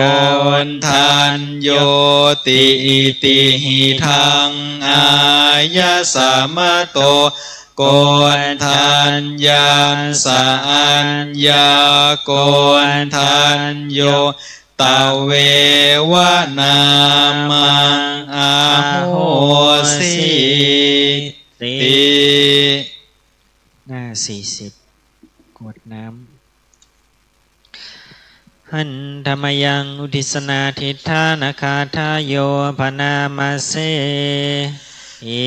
มินาบุญญากรรมเมนาอุปัชฌายาคุณุตตราอาจาริโยปการาจะมาตาปิตาจยาตากาสุริโยจันทิมาราชาคุณาวันตานาราปิจาพระมาราชาอินทาจะโลกาปาลาจะเทวตายาโมมิตามโนสาจะมัชฌะตาเวนิกาปิจาสัพเพสัตตาสุขีโหนตุบุญญาณิปกาตานิเมสุขังจะ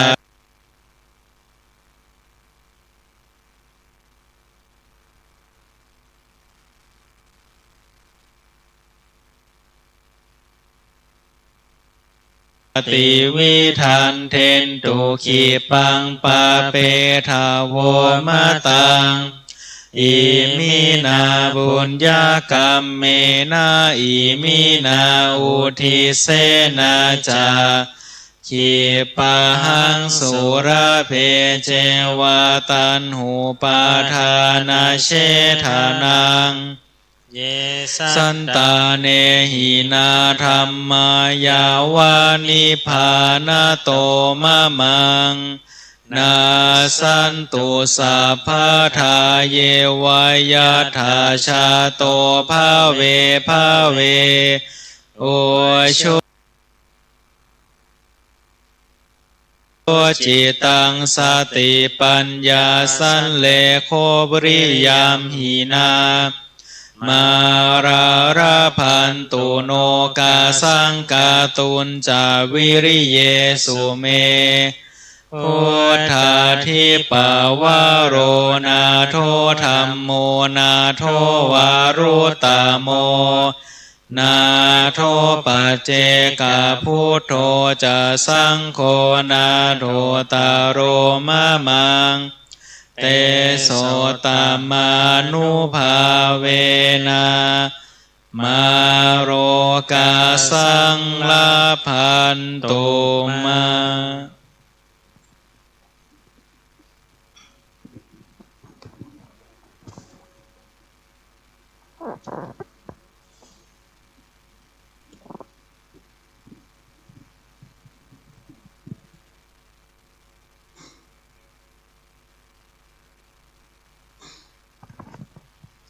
ก็เมื่อกี้เราก็ได้กรวดน้ำอุทิศไปแล้วเนาะก็ช่วงนี้ก็รวมจิตรวมใจตั้งสติอยู่กับเนื้อกับตัวเนาะตามที่เคยฝึกมาบางท่านก็พุทโธหรืออานาปานสติดูลมหายใจหรือสัมมาอรหัง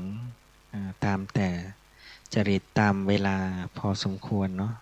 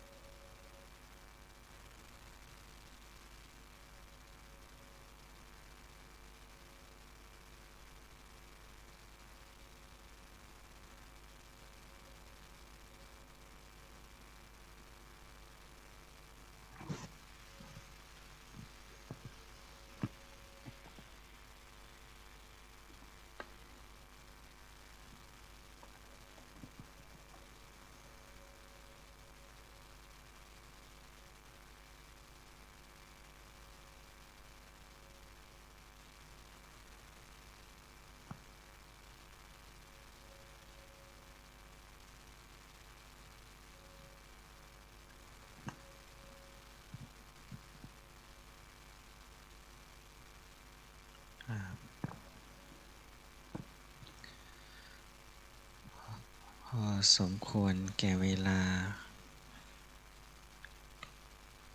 สูดลมหายใจเข้าลึกๆผ่อนคลายน้อมจิตแผ่เมตตาร่วมกัน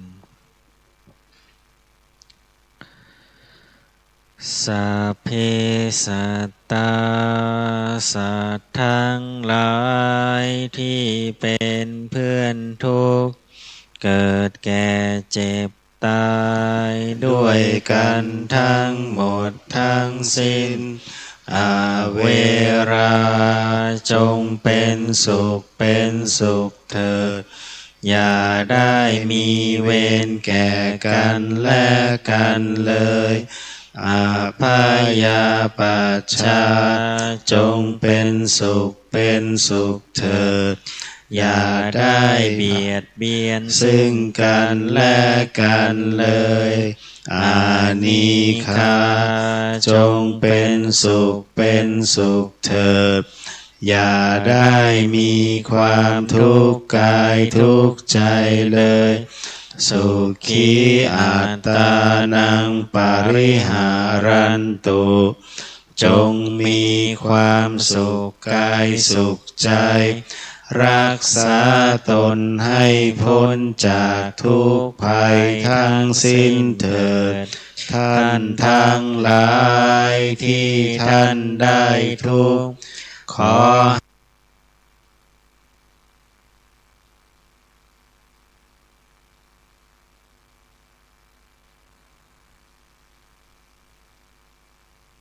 ให้ท่านมีความสุขท่านทั้งหลายที่ท่านได้สุขขอให้สุขยิ่งขึ้นไปสัพเพสัตตาสัตว์ทั้งหลายที่เกิดเป็นชาราผู้ชาที่เกิดเป็นอันทาชาที่เกิดเป็นสังเสทาชาที่เกิดเป็นโอปปาติกาจงมารับเอากุศลผลบุญให้ทั่วทุกตัวสัตว์เถิดครับก็เดี๋ยวลำดับต่อไปนะฮะก็จะเป็นในส่วนของจะเข้าพิธีโอสิกรรมนะฮะขออนุญาตนิดนึงนะครับ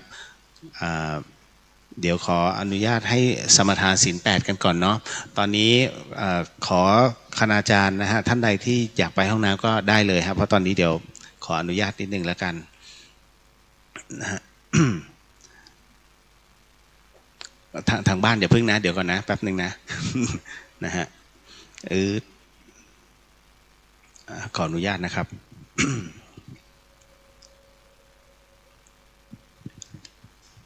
นะโมตัสสะภะคะวะโตอะระหะโตสัมมาสัมพุทธัสสะนะโมตัสสะภะคะวะโตอะระหะโตสัมมาสัมพุทธัสสะนะโมตัสสะภะคะวะโตอะระหะโตสัมมาสัมพุทธัสสะปุริมันจติสังราชาตระโทปัสสะสติกัตถพานังอธิปติมหาราชาจะสสิโสปุตตาปิทัสสะภะคะโวธัมมานามาภลาติมันโตชุติมันโตวันโตยสัทธิโนโมธรรมานาทังสุทากินันจติสังราชาวิรุโหตาปัสสะสติอุมภทานังอธิปติมหาราชาจะสสิโสปุตตาปิตัสสะภะคะโวธัมมานามาภลาติมันโตชุติมันโตวันโตยสัทธิโนโมธรรมานาทังสุปัจฉิมันจติสังราชาวิรุปโคปัสสะสติ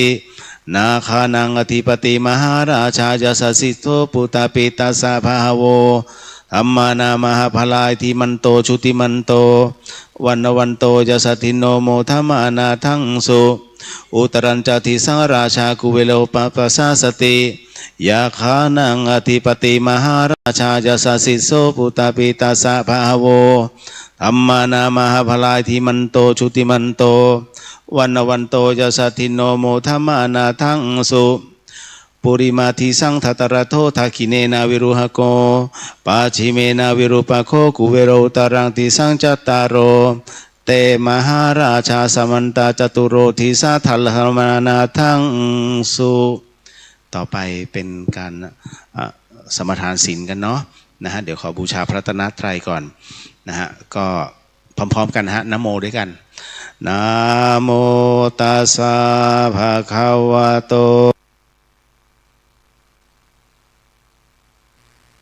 อะระหะโตสัมมาสัมพุทธัสสะนะโมตัสสะภะคะวะโตอะระหะโตสัมมาสัมพุทธัสสะนะโมตัสสะภะคะวะโตอะระหะโตสัมมาสัมพุทธัสสะเดี๋ยวขอนำนะครับพุทธังสรณังคัจฉามิธัมมังสรณังคัจฉามิสังฆังสรณังคัจฉามิทุติยัมปิพุทธังสรณังคัจฉามิทุติยัมปิธัมมังสรณังคัจฉามิทุติยัมปิสังฆังสรณังคัจฉามิตาติยัมปิพุทธังสรณังคัจฉามิตาติยัมปิธัมมังสรณังคัจฉามิตาติยัมปิสังฆังสรณังคัจฉามิ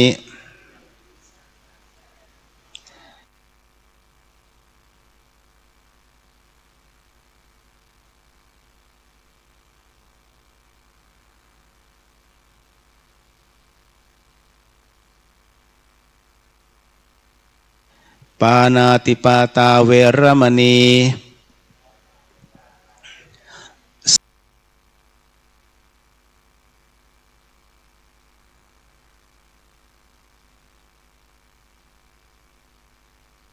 สีขาปทังสมาธิยามิอะทินนาทานาเวรมณีสีขาปทังสมาธิยามิอาพรหมจาริยาเวรมณีสีขาปทังสมาธิยามิมุสาวาทาเวรมณีสีขาปทังสมาธิยามิสุราเมรยมัชฌะปมาทัฏฐานาเวรมณีสีขาปทังสมาธิยามิวิกาลโภชนาเวรมณีสีขาปทังสมาธิยามินัจจคีตาวาทิตะวิสุกทัสนามาลาคันทะวิเลปนะธารณะมันธนะวิภูสนาทานาเวรมณีสิกขาปทังสมาธิยามิอุจจาสยนะมหาสยนาเวรมณีสิกขาปทังสมาธิยามิอิมานิอัฏฐาสิกขาปทานิสีเลนะสุขติงยันติสีเลนะโภคสัมปทาสีเลนะติปุตินยันติตัสมานสิรังวิโสทะเยบัดนี้ทุกท่านนั้นได้สมทานศีล 8เป็นที่เรียบร้อยแล้วนะฮะแล้วอีกสักครู่หนึ่งนะฮะณตอนนี้นะเดี๋ยวขอเวลาเหล่าพระภิกษุนะเข้าห้องน้ำนะฮะ ก็จากนี้ไปให้เวลาทุกท่าน 2-3 นาทีนะครับนะฮะแล้วเดี๋ยวเราจะเข้าสู่ในช่วงของอโหสิกรรมเพราะในช่วงของอโหสิกรรมนั้นขออนุญาตอย่าลุกไปไหนนะครับเพราะผมไม่สามารถจะดึงในส่วนของเจ้ากรรมนายเวรของแต่ละท่านมาได้นะดังนั้นก็คือท่านจะสามารถขออโหสิได้แค่ปัจจุบันนะฮะอดีตดึงไม่ได้นะครับต้องขออโหสิด้วยแล้วกันนะเพราะว่าวันนี้ต้องอาศัยกำลังขององค์พระสัมมาสัมพุทธเจ้านะฮะด้วย อโหสิกรรมนะฮะด้วยคำอโหสิกรรมแล้วก็พระคาถาในอโหสิกรรมนี้นะที่หลวงพี่ภัสกรนั้นได้ทิ้งเป็นมรดกธรรมไว้ให้กับคณะพระภิกษุสงฆ์ของธรรมสถานให้เป็นผู้ที่นำนะตรงนี้นะฮะและโดยส่วนตัวแล้วเนี่ยก่อนที่ท่านจะละสังขารนั้นท่านก็ได้มอบหมายให้ตรงนี้ไว้ตั้งนานแล้วแต่ผมด้วยกรณีที่มองว่าตัวเรานั้นเป็นเพียงแค่คฤหัสถ์นั้นนะฮะด้วยกำลังนะสมาธิด้วยกำลังแห่งศีลนั้นก็ไม่ถึงนะฮะก็เลยขออนุญาตไม่ทำดังนั้นก็เลยเป็นหน้าที่ของหลวงพี่ศรีนรินทร์ธนปาโรนะฮะในการทำตรงนี้เป็นต้นมานะฮะและหลังจากนั้นเป็นต้นมานะฮะหลวงพี่โอปอก็มารับหน้าที่เป็นผู้อำนวยการธรรมสถานมหาวิทยาลัยเชียงใหม่แทนนะก็พอถึงณตรงนั้นเสร็จปุ๊บนะฮะในขณะที่ท่านดำรงตำแหน่งอยู่นะฮะผมก็เลยขออนุญาตท่านนะฮะในการทำอโหสิกรรมนะตรงนี้ก็ถือว่าเป็นมรดกธรรมที่พระอาจารย์ภัสกรนะเป็นผู้ทิ้งไว้ให้แต่ที่สำคัญนั้นบทอโหสิกรรมเริ่มต้นเลยนะครับก็ต้องบอกว่ามีที่มาที่ไปจากสำนักอธิจวังโสก็คือพระอาจารย์นพพร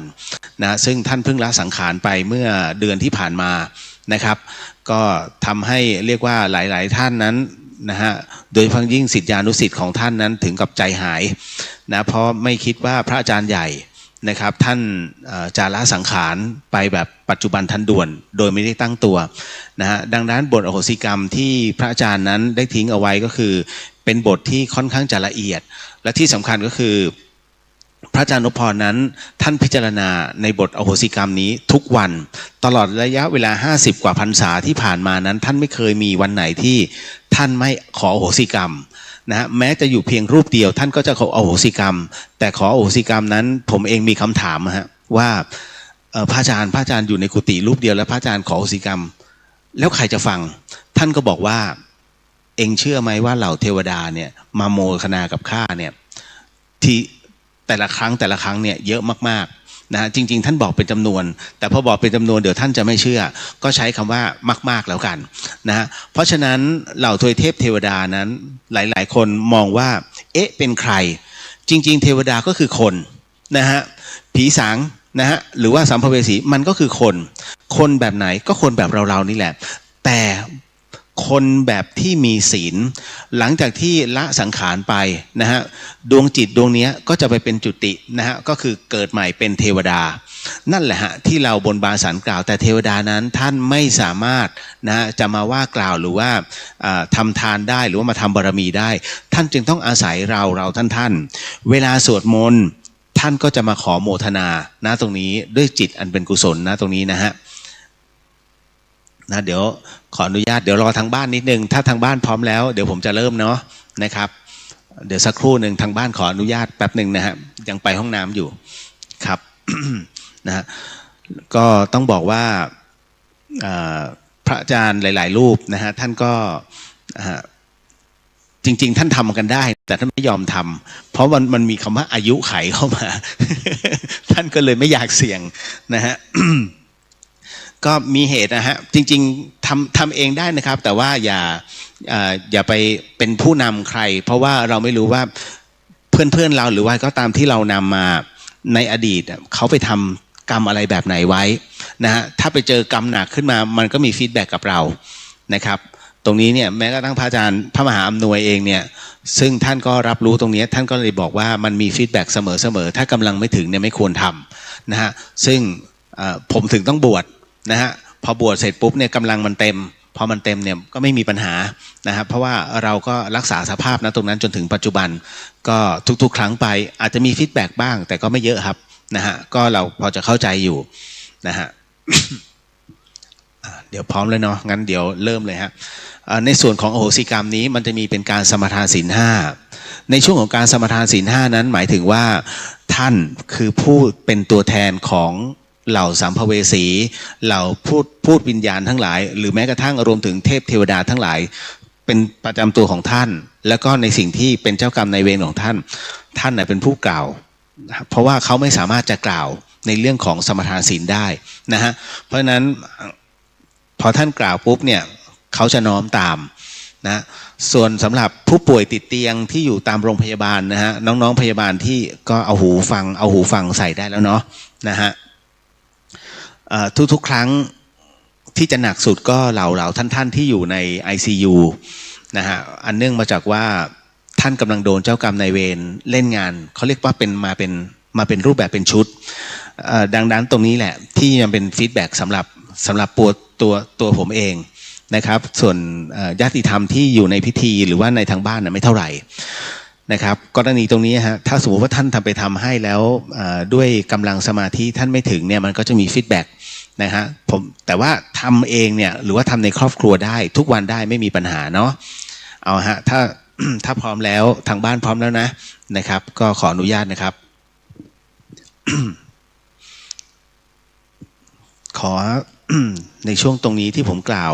นะหากท่านใดไม่สะดวกให้น้อมจิตตามนะฮะแต่ถ้าท่านใดที่กล่าวตามได้ก็ผมจะบอกว่าตอนนี้ให้ว่าตามนะครับ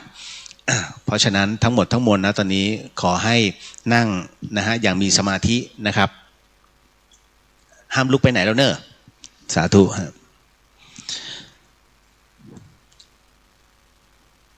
ขอบรมพุทธานุญาตแด่องค์สมเด็จพระสัมมาสัมพุทธทุกพระองค์พระอาจารย์นพพรอาทิตย์จวังโสพระอาจารย์สมบัติภูริปัญโยท่านอาจารย์แม่ชีเพียงเดือนธนสารพิพิธพระอาจารย์ภาสกรภูริวัฒโนและพระอาจารย์เกียรติณรงค์กิติวัฒโนผู้เริ่มต้นในการขอประกาศอโหสิกรรมให้กับเหล่าพรหมเทพเทวดาทั้งหลายสรรพสัตว์สรรพวิญญาณทั้งหลายให้ได้มาร่วมเมตตาให้อโหสิกรรมกับเหล่าผู้ร่วมประกาศและโมทนาความดีอันเป็นเมตตาและมหากุศลในครั้งนี้ขอจงประทานอนุญาตด้วยเถิดต่อไปเดี๋ยวผมบูชาพระรัตนตรัยนะฮะอะระหังสัมมาสัมพุทโธภควาพุทธังภควันตังอภิวาเทมิกราบสวาคาโตภควตาธัมโมธัมมังนามัสสามิกราบสุปฏิปันโนภควโตสาวกสังโฆสังฆังนามามิกราบตั้งนะโมพร้อมกัน3จบนะฮะนะโมตัสสะภะคะวะโตอะระหะโตสัมมาสัมพุทธัสสะนะโมตัสสะภะคะวะโตอะระหะโตสัมมาสัมพุทธัสสะนะโมตัสสะภะคะวะโตอะระหะโตสัมมาสัมพุทธัสสะต่อไปเป็นการชุมนุมเทวดานะฮะก็ขอให้ทุกท่านนั้นได้กำหนดจิตกำหนดใจใครก็ตามที่เคยเป็นพี่เป็นน้องเป็นผู้ที่เคยมีพระคุณนะหรือว่าเป็นผู้มีพระคุณของเราเป็นเจ้ากรรมนายเวรของเราบัดนี้เรามีจิตอันเป็นมหากุศลที่จะประกาศให้อโหสิกรรมเพื่อเป็นธรรมทายทานจึงขอเชิญท่านทั้งหลายเหล่านั้นมาร่วมเป็นสักขีพยานมาร่วมโมทนาและหากท่านที่มีจิตอันเป็นมหากุศลในการร่วมให้อโหสิกรรมไปพร้อมๆกับเราก็ขอเชิญด้วยเอาละก็ขอให้ทุกท่านนั้นเตรียมตัวกำหนดจิตตามนะครับสมันตาจักวาเรสุอัตราคาชันตุเทวตาสัทธัมมังมุนีราชาสาสุนันตุสัคขโมคทังสักเขกะเมจารูเปคิริสิขรตเตจันตริเควิมาเนทีเประเทจะคาเมตรุวนาคาเนเคหาวทุมหิเคเตปุมมาจยันตุเทวาชลทลวิสเมยาคาคันธาพนาคาติทันตาสันติเกยังมุนิวรวาจนังสาทวเมสุนันตุธรรมสวนาการโรยามพาทานตาธรรมสวนาการโรยามพาทานตาธรรมสวนาการโรอายามพาทันตา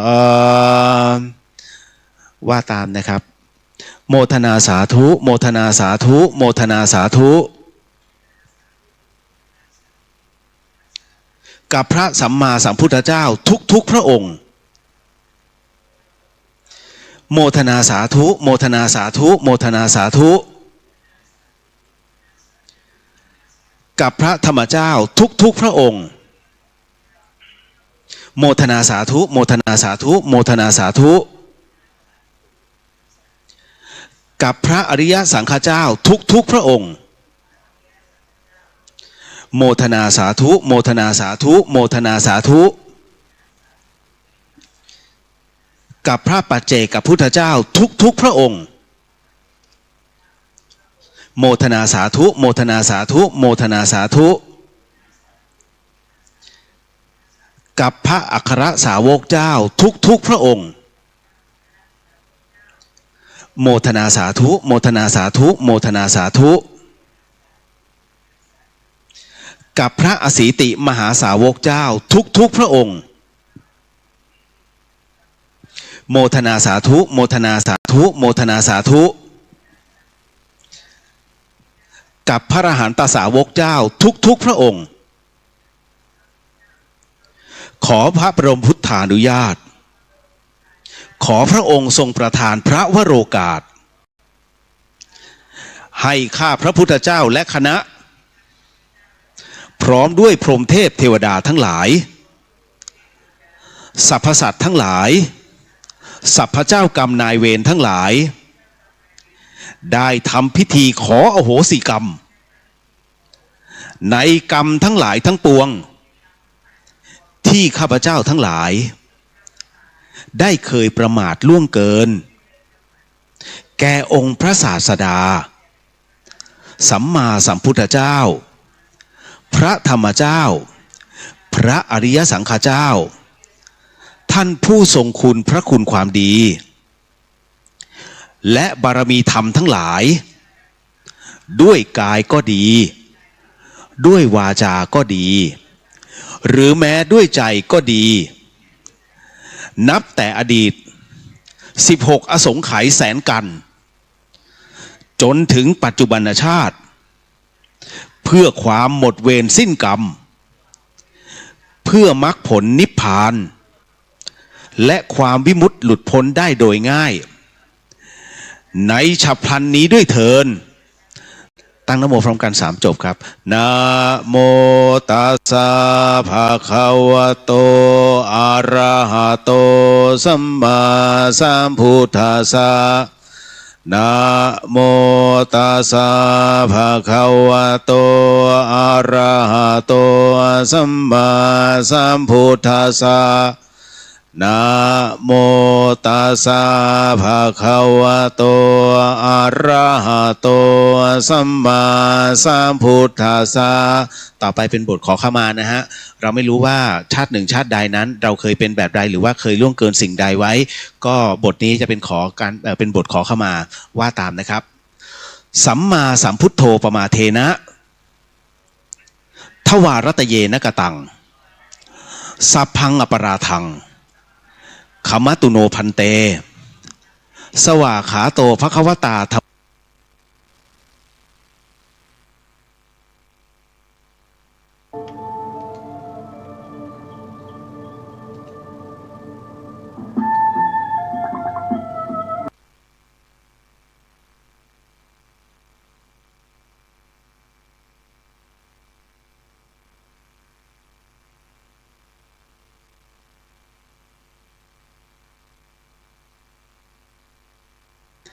ขันติอุปบารมี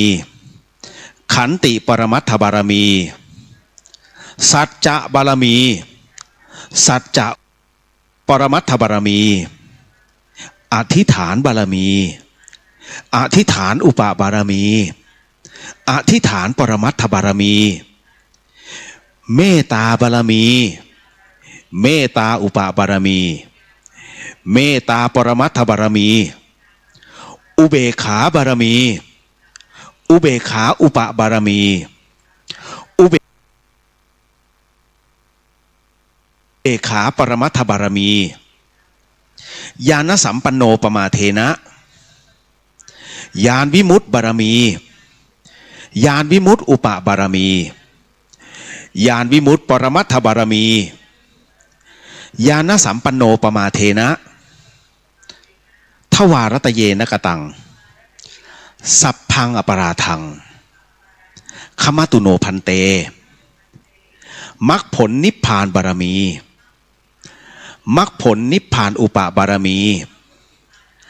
มรรคผลนิพพานปรมัตถบารมีญาณสัมปันโนปมาเทนะทวารตเยนกตังสัพพังอปราทังขมตุโนพันเตคุรุอาจาริเยปมาเทนะทวารตเยนกตังสัพพังอปราทังขมตุโนพันเตมาตาปิตเรปมาเทนะทวารตเยนกตังสัพพังอปราทังขมตุโนพันเตโมทนาสาธุโมทนาสาธุโมทนาสาธุต่อไปให้น้อมจิตนะครับเดี๋ยวผมว่าด้วยคนเดียวนะฮะ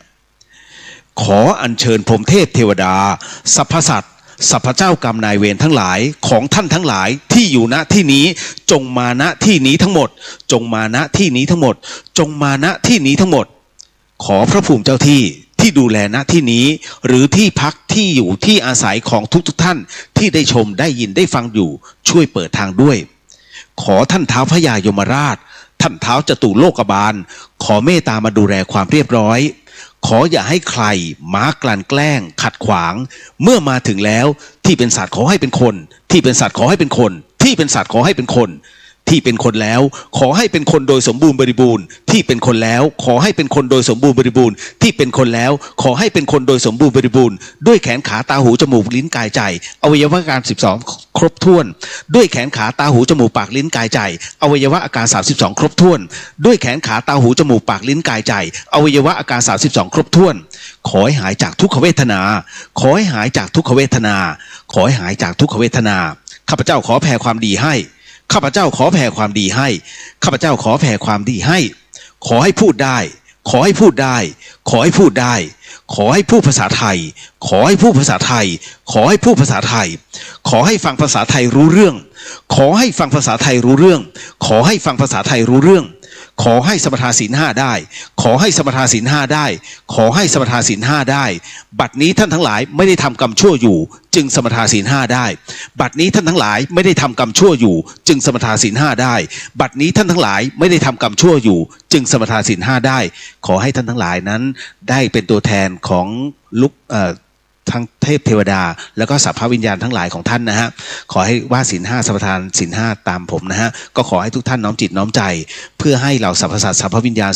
เหล่าสัพพเจ้ากรรมนายเวรทั้งหลายได้มาสัมปทานไปพร้อมๆกับพวกเราก็ขอให้ว่าไปพร้อมๆกันและน้อมจิตกันไปพร้อมๆกันนะฮะพุทโธธัมโมสังโฆศีลข้อ1ไม่ฆ่าสัตว์ศีลข้อ2ไม่ลักทรัพย์ศีลข้อ3ไม่ประพฤติผิดในกามศีลข้อ4ไม่พูดเท็จศีลข้อ5ไม่ดื่มสุราและของมึนเมาบัดนี้ข้าพเจ้าตั้งใจรักษาศีลแล้วบัดนี้ข้าพเจ้าคือผู้มีศีลข้าพเจ้าผู้มีศีล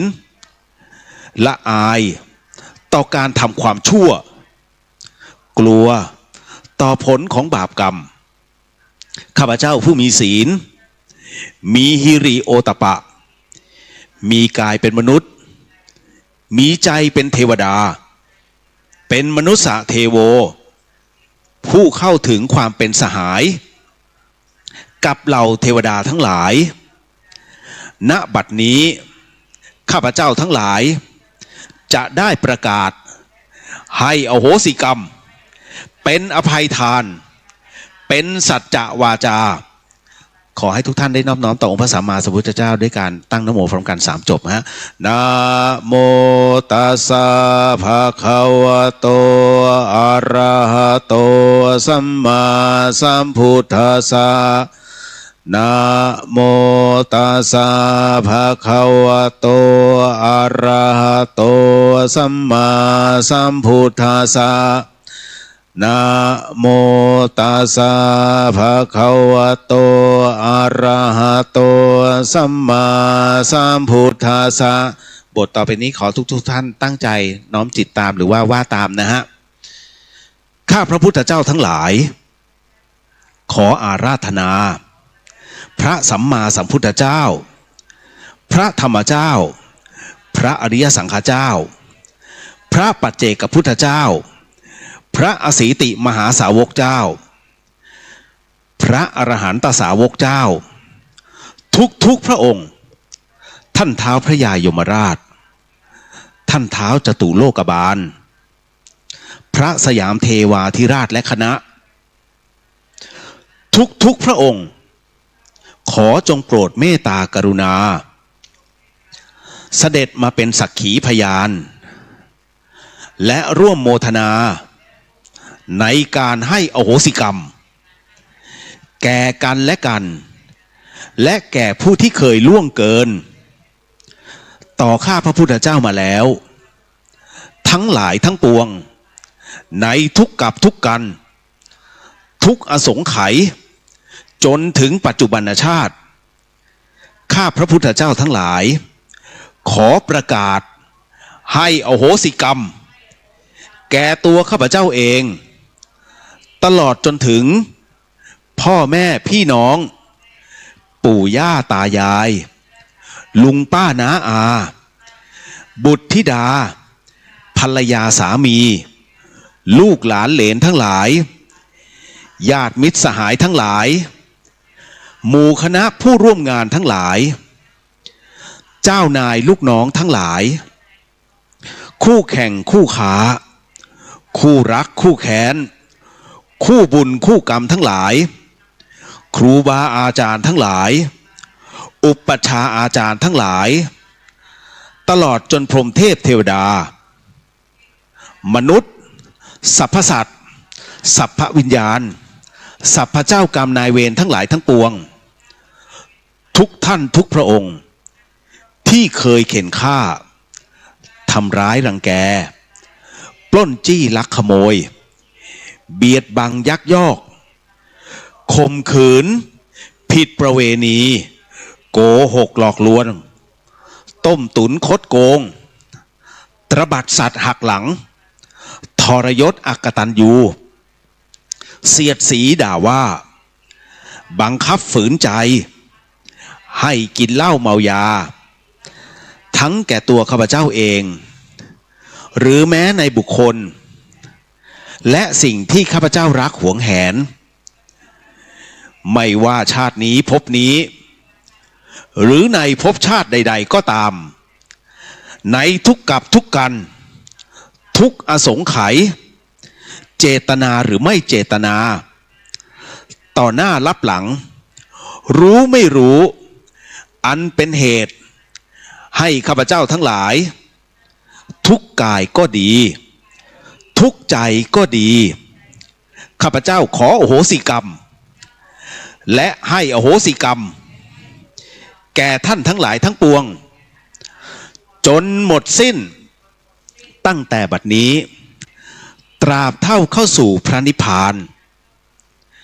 การอาฆาตพยาบาทสาปแช่งจองเวรจองกรรมใดๆก็ตามที่ข้าพเจ้าได้เคยประกาศไว้หรือผูกใจเก็บไว้ในชาตินี้ภพนี้หรือในภพชาติใดๆก็ตามข้าพเจ้าขอให้อโหสิกรรมยกเลิกให้เป็นโมฆะทั้งสิ้นเพื่อให้หมดเวรสิ้นกรรมต่อกันและกันนับแต่บัดนี้ตราบจนถึงพระนิพพานขอให้เราท่านทั้งหลายที่อยู่พร้อมหน้ากันในที่นี้ตลอดจนพ่อซื้อแม่ซื้อพ่อเกิดแม่เกิดพรหมเทพเทวดาที่ปกปักรักษาข้าพเจ้าทั้งหลายจงทราบว่าบัดนี้ข้าพเจ้าทั้งหลายได้ให้อโหสิกรรมแก่กันและกันแล้วและจะไม่เอาการกระทำทั้งหลายในอดีตมาเป็นเหตุทำร้ายทำลายหรือเบียดเบียนซึ่งกันและกันอีกต่อไปข้าพระพุทธเจ้าทั้งหลาย ขอโมทนาความดี กับสมเด็จพระสัมมาสัมพุทธเจ้า พระธรรมเจ้า พระอริยสังฆเจ้า พระปัจเจกพุทธเจ้า พระอสีติมหาสาวกเจ้า พระอรหันตสาวกเจ้า ทุกพระองค์ ท่านท้าวพญายมราช ท่านท้าวจตุโลกบาล พระสยามเทวาธิราชและคณะ ทุกพระองค์ที่โปรดเมตตากรุณาเสด็จมาเป็นสักขีพยานในการให้อโหสิกรรมของข้าพระพุทธเจ้าทั้งหลายโมทนาสาธุโมทนาสาธุโมทนาสาธุด้วยอานิสงส์แห่งการให้อโหสิกรรมนี้ขอให้เจ้ากรรมนายเวรทั้งหลายทั้งปวงของข้าพเจ้าจงกรุณาให้อโหสิกรรมแก่ข้าพระพุทธเจ้าโดยง่ายเถินโมทนาสาธุโมทนาสาธุโมทนาสาธุขอให้กรรมทั้งหลายทั้งปวงจงเป็นอโหสิขอให้กรรมทั้งหลายทั้งปวงจงเป็นอโหสิขอให้กรรมทั้งหลายทั้งปวงจงเป็นอโหสิขอให้วิบากกรรมชั่ว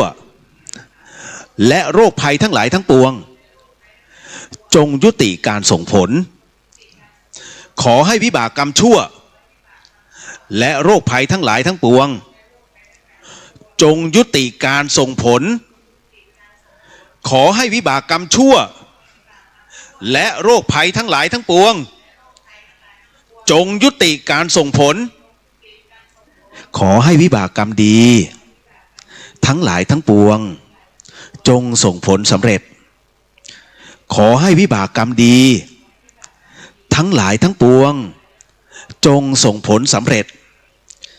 ขอให้วิบากกรรมดีทั้งหลายทั้งปวงจงส่งผลสำเร็จโมทนาสาธุ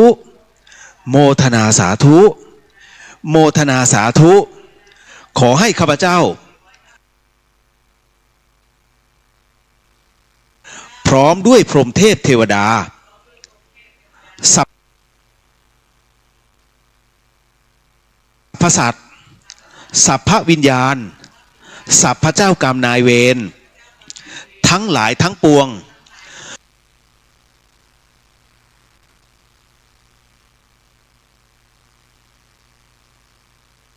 จงสำเร็จมรรคผลนิพพานในชาติปัจจุบันให้อโหสิให้อโหสิขอโหสิ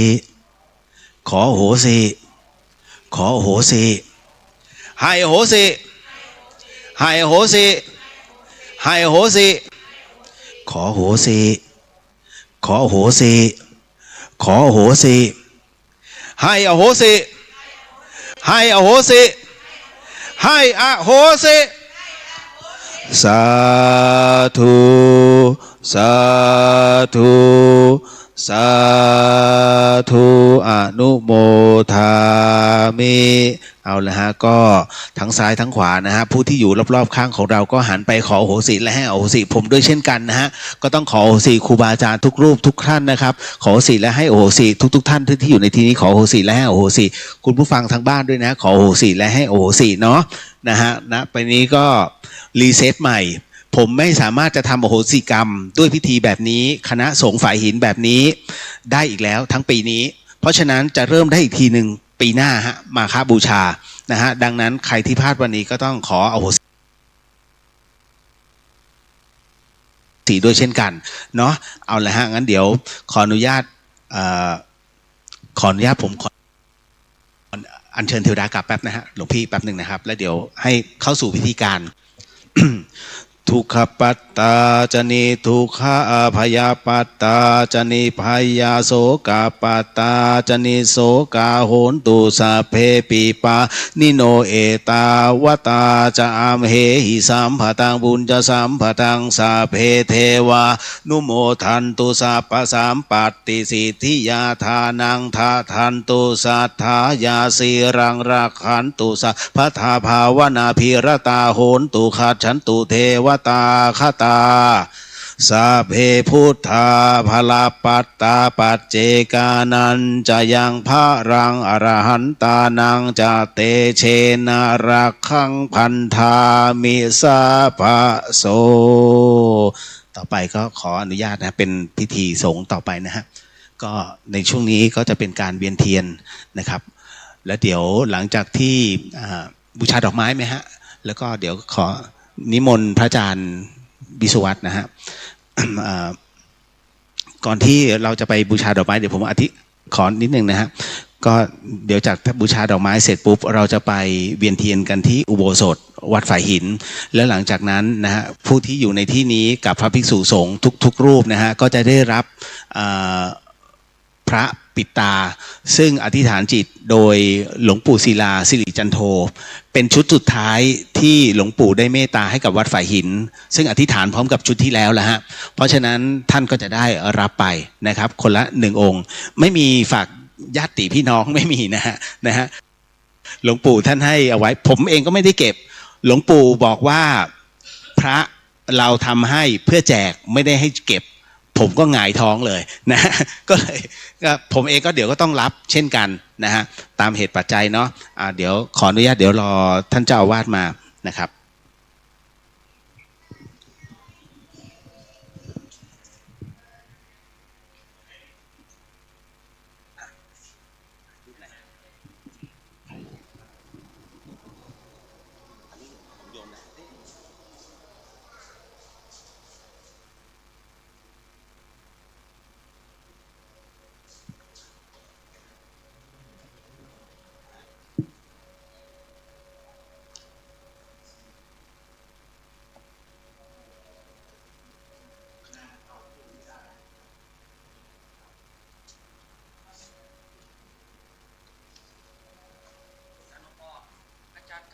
บูชาดอกไม้ทุกเทียนก่อนเลยครับเดี๋ยวกันเก่านำเลยเทียน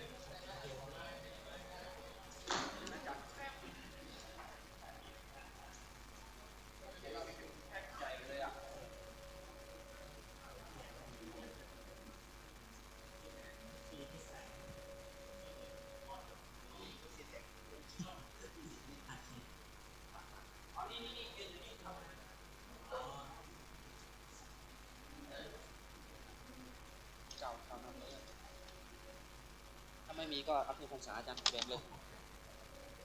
มองครับแบกเทียนใหญ่นี่เลยรอบหมด3 รอบ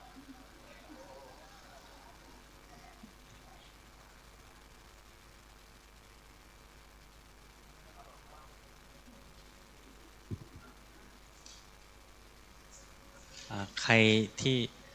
ดอกไม่แน่ใจว่าดอกไม้ข้างนอกนี่สำหรับญาติโยมที่ไม่มีนะก็บูชาเอาตรงนั้นได้มีตู้ดอกไม้ทูบเทียนเนาะเดี๋ยวก็ให้เอามาถือไว้เลยเนาะเพราะเดี๋ยวเราจะกล่าวคำบูชาฮะ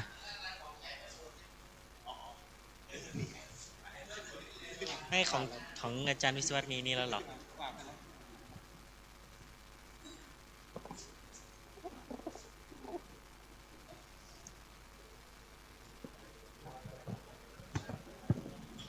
ให้ทุกท่านเอาดอกไม้ขึ้นมาถือไว้ในมือเนาะดอกไม้ทูบเทียน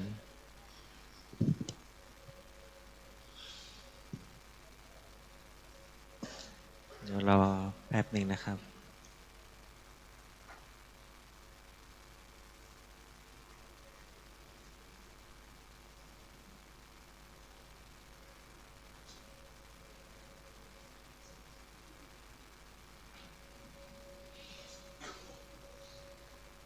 เดี๋ยวว่านะโมพร้อมกันจากนั้นก็ กล่าวตามเนาะ นะโมตัสสะภะคะวะโตอะระหะโตสัมมาสัมพุทธัสสะนะโมตัสสะภะคะวะโตอะระหะโตสัมมาสัมพุทธัสสะนะโมตัสสะภะคะวะโตอะระหะโตสัมมาสัมพุทธัสสะยะมัมหะโขมะยังภคะวันตังสารนังคะตาโยโนภควาสัทธายัสสะจะมะยังภควโตธัมมังโรเจมะอะโหสิโขโสภควาอะระหังสัมมาสัมพุทโธสัตเตสุการุญญังปฏิจจกรุณายโกหิเตสีอนุกัมปังอุปาทายะอาสาลหะปุณณมิยังภาราณสิยังอิสิปตเนมิคทาเยปัญจวัคคิยานังภิกขุนังอนุตตรังธัมมจักกังปัทมังปวัตเตตวาจัตตาริอริยสัจจานิปกาเสสิตัสมินจาปิโขสัมมเยปัญจวัคคิยานังภิกขุนังปะมุโขอายัสสมาอัญญาโกณทัญโยภควโตธัมมังสุตวาวิราชังวีตมะลังธัมมจักขุงปฏิละพิตวายังกินจิสมุทยธัมมังสัพพันตังนิโรธธัมมันติภควันตังอุปสัมปทังยาจิตตวาภควโตเยวะสันติกาเอหิภิกขุอุปสัมปทังปฏิละพิตวาภควโตธัมมวินัยเยอริยสาวกสังโฆโลเกปัทมังอุปปันโนอโหสิตัสมินจาปิโขสัมมเยสังฆรัตนังโลเกปัทมังอุปปันนังอโหสิพุทธรัตนังธรรมรัตนังสังฆรัตนันติติรัตนังสัมปุณนังอโหสิมยังโขเอตระหิอิมังอาสาลหะปุณณมีกาลังตัสสะภควโต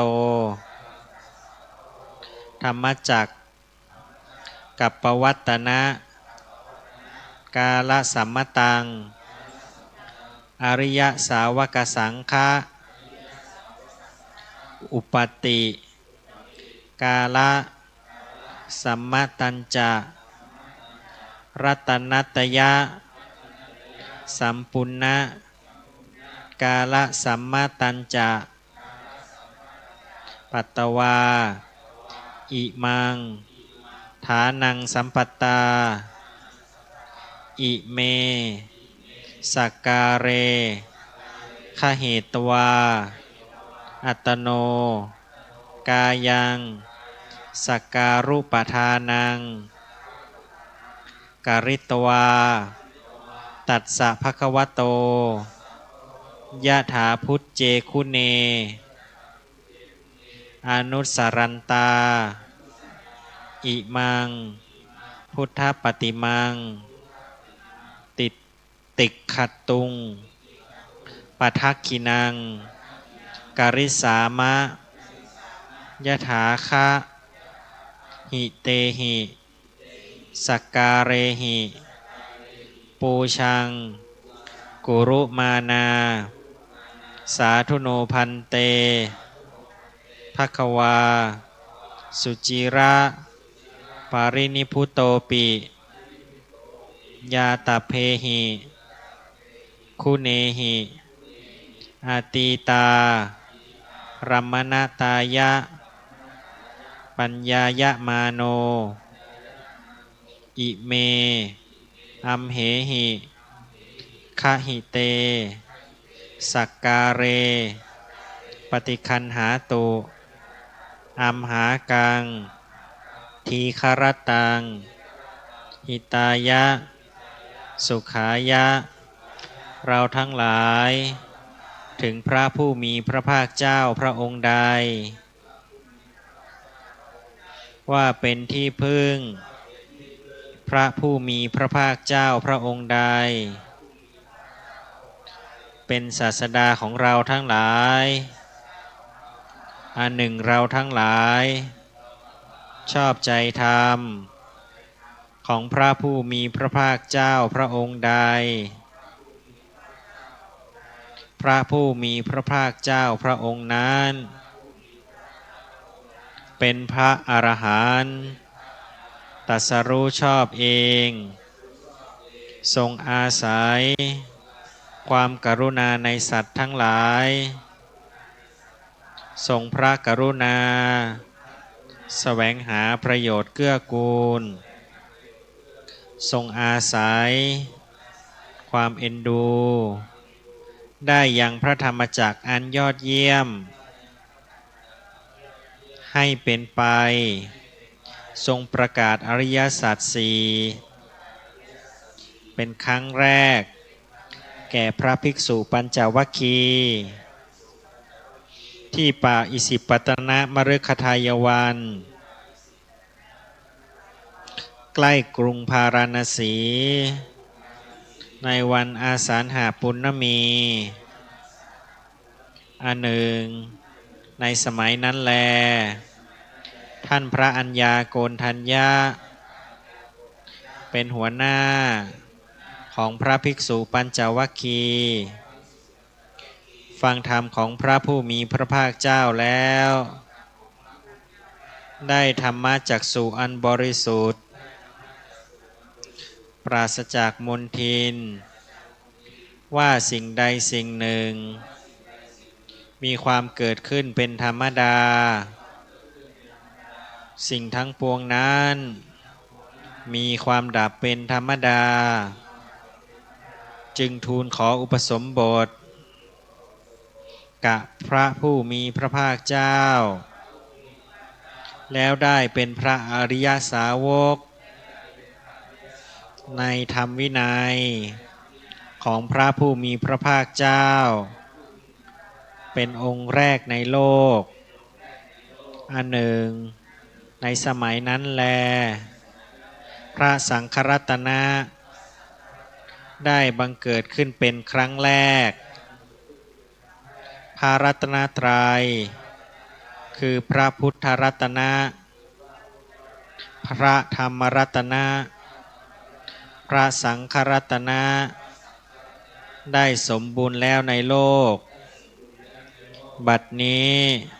เราทั้งหลายแลมาประจวบมงคลสมัยอาสาฬหปุณณมี วันเพ็ญอาสันหามาสที่รู้พร้อมกันว่าเป็นวันที่พระผู้มีพระภาคเจ้าพระองค์นั้นทรงประกาศพระธรรมจักรเป็นวันที่เกิดขึ้นแห่งพระอริยสงสาวกและเป็นวันที่พระรัตนตรัยสมบูรณ์คือครบ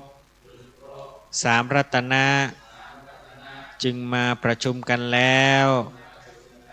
ณที่นี้ถือสักการะเหล่านี้ทำกายของตนให้เป็นดังภาชนะรองรับเครื่องสักการะระลึกถึงพระคุณตามเป็นจริงทั้งหลายของพระผู้มีพระภาคเจ้าจะกระทำประทักษิณสิ้นวาระ3 รอบซึ่งพระพุทธปฏิมานี้บูชาอยู่ด้วยสักการะทั้งหลายตามที่ถือไว้แล้วข้าแต่พระองค์ผู้เจริญดังข้าพเจ้าขอโอกาสขออัญเชิญพระผู้มีพระภาคเจ้าแม้ปรินิพพานนานแล้วแต่ยังปรากฏอยู่ด้วยพระคุณทั้งหลายอันบุคคลจะพึงรู้โดยความเป็นอตีตารมณ์จงทรงรับเครื่องสักการะอันข้าพเจ้าทั้งหลายถือไว้แล้วนี้เพื่อประโยชน์และความสุขแก่ข้าพเจ้าทั้งหลายตลอดกาลนานเทอญสาธุ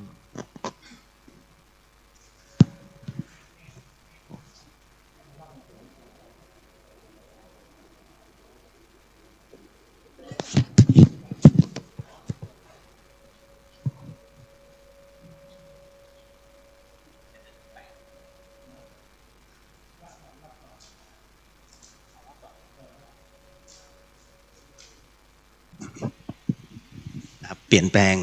กำหนดการนิดหนึ่งนะฮะเพราะว่าเดี๋ยวจะได้ไม่ต้องมาตรงนี้พระอาจารย์บอกว่าเดี๋ยวท่านจะแจกพระเลยนะฮะก็เดี๋ยวแต่ละท่านนิมนต์แจกพระด้วยกันก่อนไหมครับ ขอเดินมารับพระที่พระอาจารย์เลยฮะแล้วเดี๋ยวเราจะไปตรงหน้าอุโบสถกันนะฮะมา1 องค์นะฮะได้รับความเมตตามา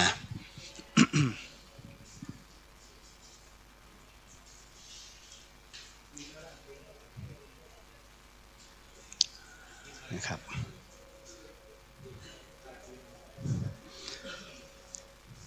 ครับก็เดี๋ยวขออนุญาตนะครับไลฟ์สดก็คงจะจบแต่เพียงเท่านี้เพราะโลแบตแล้ว นะฮะ แต่ถ่ายทอดทางสถานีวิทยุ FM 104.5 ยังคงดำเนินต่อไปสาธุครับพี่สาธุครับสาธุค่ะฮะ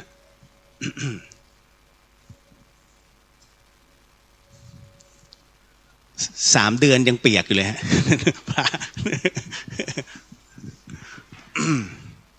ไม่ได้แกะเลยนะฮะ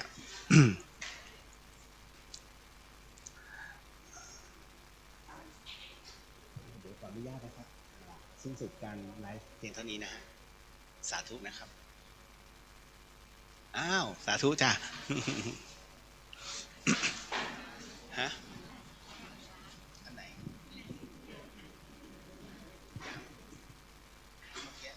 ก็ยังได้รายการเอาไว้สาธุพอดีจ้ะขอบคุณมากจ้ะอ้าวสาธุค่ะ โอ โอ้เนาะน่าอิจฉานะอยู่เชียงใหม่ยังได้ของจากหลวงปู่ท่าน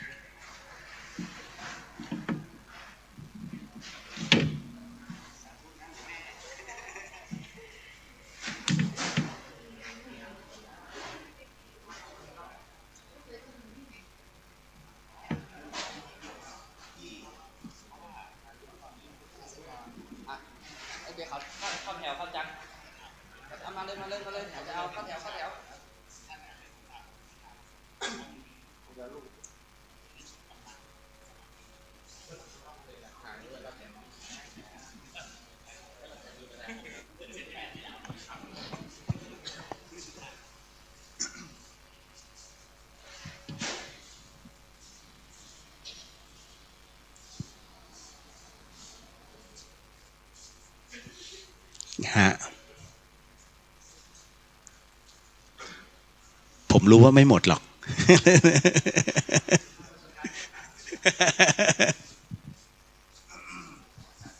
ผมยังไม่ได้เลย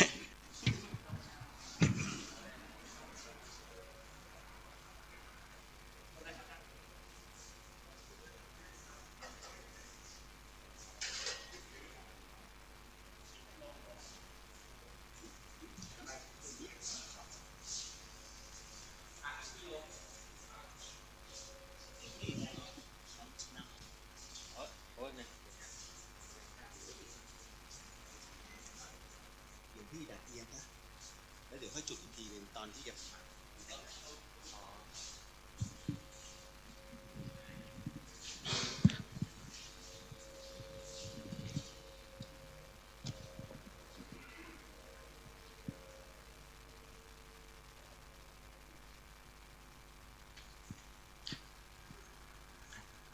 เตรียมตั้งขบวนเด้อ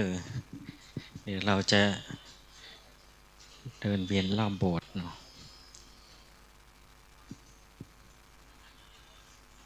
ถ้าไม่เจ็บเท้าก็ถอดรองเท้าด้วยเนาะเราจะ เราจะเดินเวียนรอบโบสถ์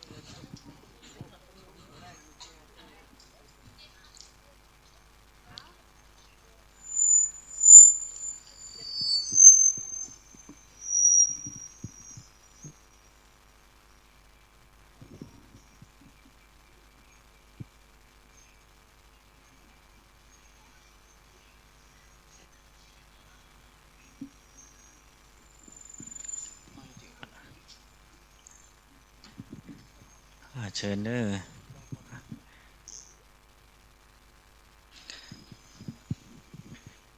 อิปิโสภะคะวะมาสัมพุทโธวิชาจารณะสัมปันโนสุขโตโลกวิทูอนุตตโรปุริสัทธามาสารติสัทธาเทวมนุสานังพุทโธภะคะวาติสวาคาโตภะคะวะตาธัมโมสันทิติโกอาลิโกเอหิปัสสิโกโอปานายิโกปัจจัตตังเปทิตาโพวินยูหิติสุปฏิปันโนภะคะวะโตสาวกสังโฆอุชุปฏิปันโนภะคะวะโตสาวกสังโฆยายาปฏิปันโนภะคะวะโตสาวกสังโฆสามีจิปฏิปันโนภะคะวะโตสาวกสังโฆ ยะทิทางจัตตาริปุริสายุคานิอัตถาปุริสาปุคาลาเอสะภะคะวะโตสาวกสังโฆอาหุนายโยปาหุนายโยทักขินายโยอัญชาริการณิโยอนุตตรังบุญญาเขตังโลกาสาติอิติปิโสภะคะวะอะระหังสัมมาสัมพุทโธเปจารณะสัมปันโนสุขโตโลกวิทูอนุตตโรปุริสธรรมาสารติสัทธาเทวมนุสสานังพุทโธภะคะวาติสวะคาโตภะคะวะตาธัมโมสันทิติโกอากาลิโกเอหิปัสสิโกโอปานายิโกปัจจัตตะเวทิตาโหวินยูหิติสุปฏิปันโนภะคะวะโตสาวกสังโฆอุชุปฏิปันโนภะคะวะโตสาวกสังโฆยายาปฏิปันโนภะคะวะโตสาวกสังโฆสามีจิปฏิปันโนภะคะวะโตสาวกสังโฆยะทิทังจัตตาริปุริสายุคานิอัตถาปุริสาปุคาลาเอสะภะคะวะโตสาวกสังโฆอาหุนายโยปาหุนายโยทักขินายโยอัญชาริการณิโยอนุตตรังปุญญาเขตังโลกัสสาติอิติปิโสภะคะวะอะระหังสัมมาสัมพุทโธเวชาจารณะสัมปันโนสุขโตโลกวิทูอนุตตรโอปุริสธรรมสารติสัทธาเทวมนุสสานังพุทโธภะคะวาติสวากขาโตภะคะวะตาธัมโมสันทิติโกอากาลิโกเอหิปัสสิโกโอปานายิโกปัจจัตตังเวทิตาโพวินยูหิติสุปฏิปันโนภะคะวะโตสาวกสังโฆอุชุปฏิปันโนภะคะวะโตสาวกสังโฆยายาปฏิปันโนภะคะวะโตสาวกสังโฆตามติปันโนภะคะวะโตสาวกสังโฆยะทิทังจัตตาริปุริสายุคานิอัตถาปุริสาปุคาราเอสะภะคะวะโตสาวกสังโฆอาหุนายโยปาหุนายโยทักขินายโยอัญชาริการณิโยอนุตตรังปุญญาเขตาโลกัสสาติ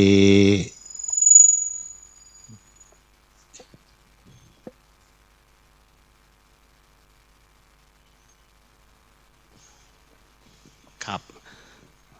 ก็เสร็จสิ้นลงนะฮะกับพิธีอโหสิกรรมในวันอาสาฬหบูชารวมไปถึงร่วมกันในการทำวัดแล้วก็สวดมนต์นั่งสมาธินะฮะอันเป็นกุศล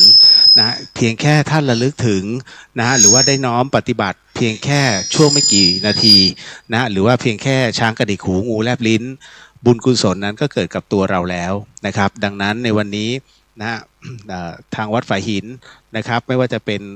ในนามคณะของพระภิกษุสงฆ์รวมไปถึงเหล่าคฤหัสถ์ทั้งหมดทั้งมวลนี้นะก็ขอโมทนาสาธุกับคุณผู้ฟังทุกท่านที่อยู่ทางบ้านทาง FM 104.50 เมกะเฮิรตซ์นะฮะและตอนนี้ก็พิธีนั้นก็เสร็จสิ้นเป็นที่เรียบร้อยก็ขอให้ทุกท่านนั้นในวันนี้ได้รับบุญอันเต็มเปี่ยมขอให้มีความสุขตลอดปีตลอดไปครับสำหรับวันนี้ขอกลับคืนสู่สถานีก่อนฮะสวัสดีครับ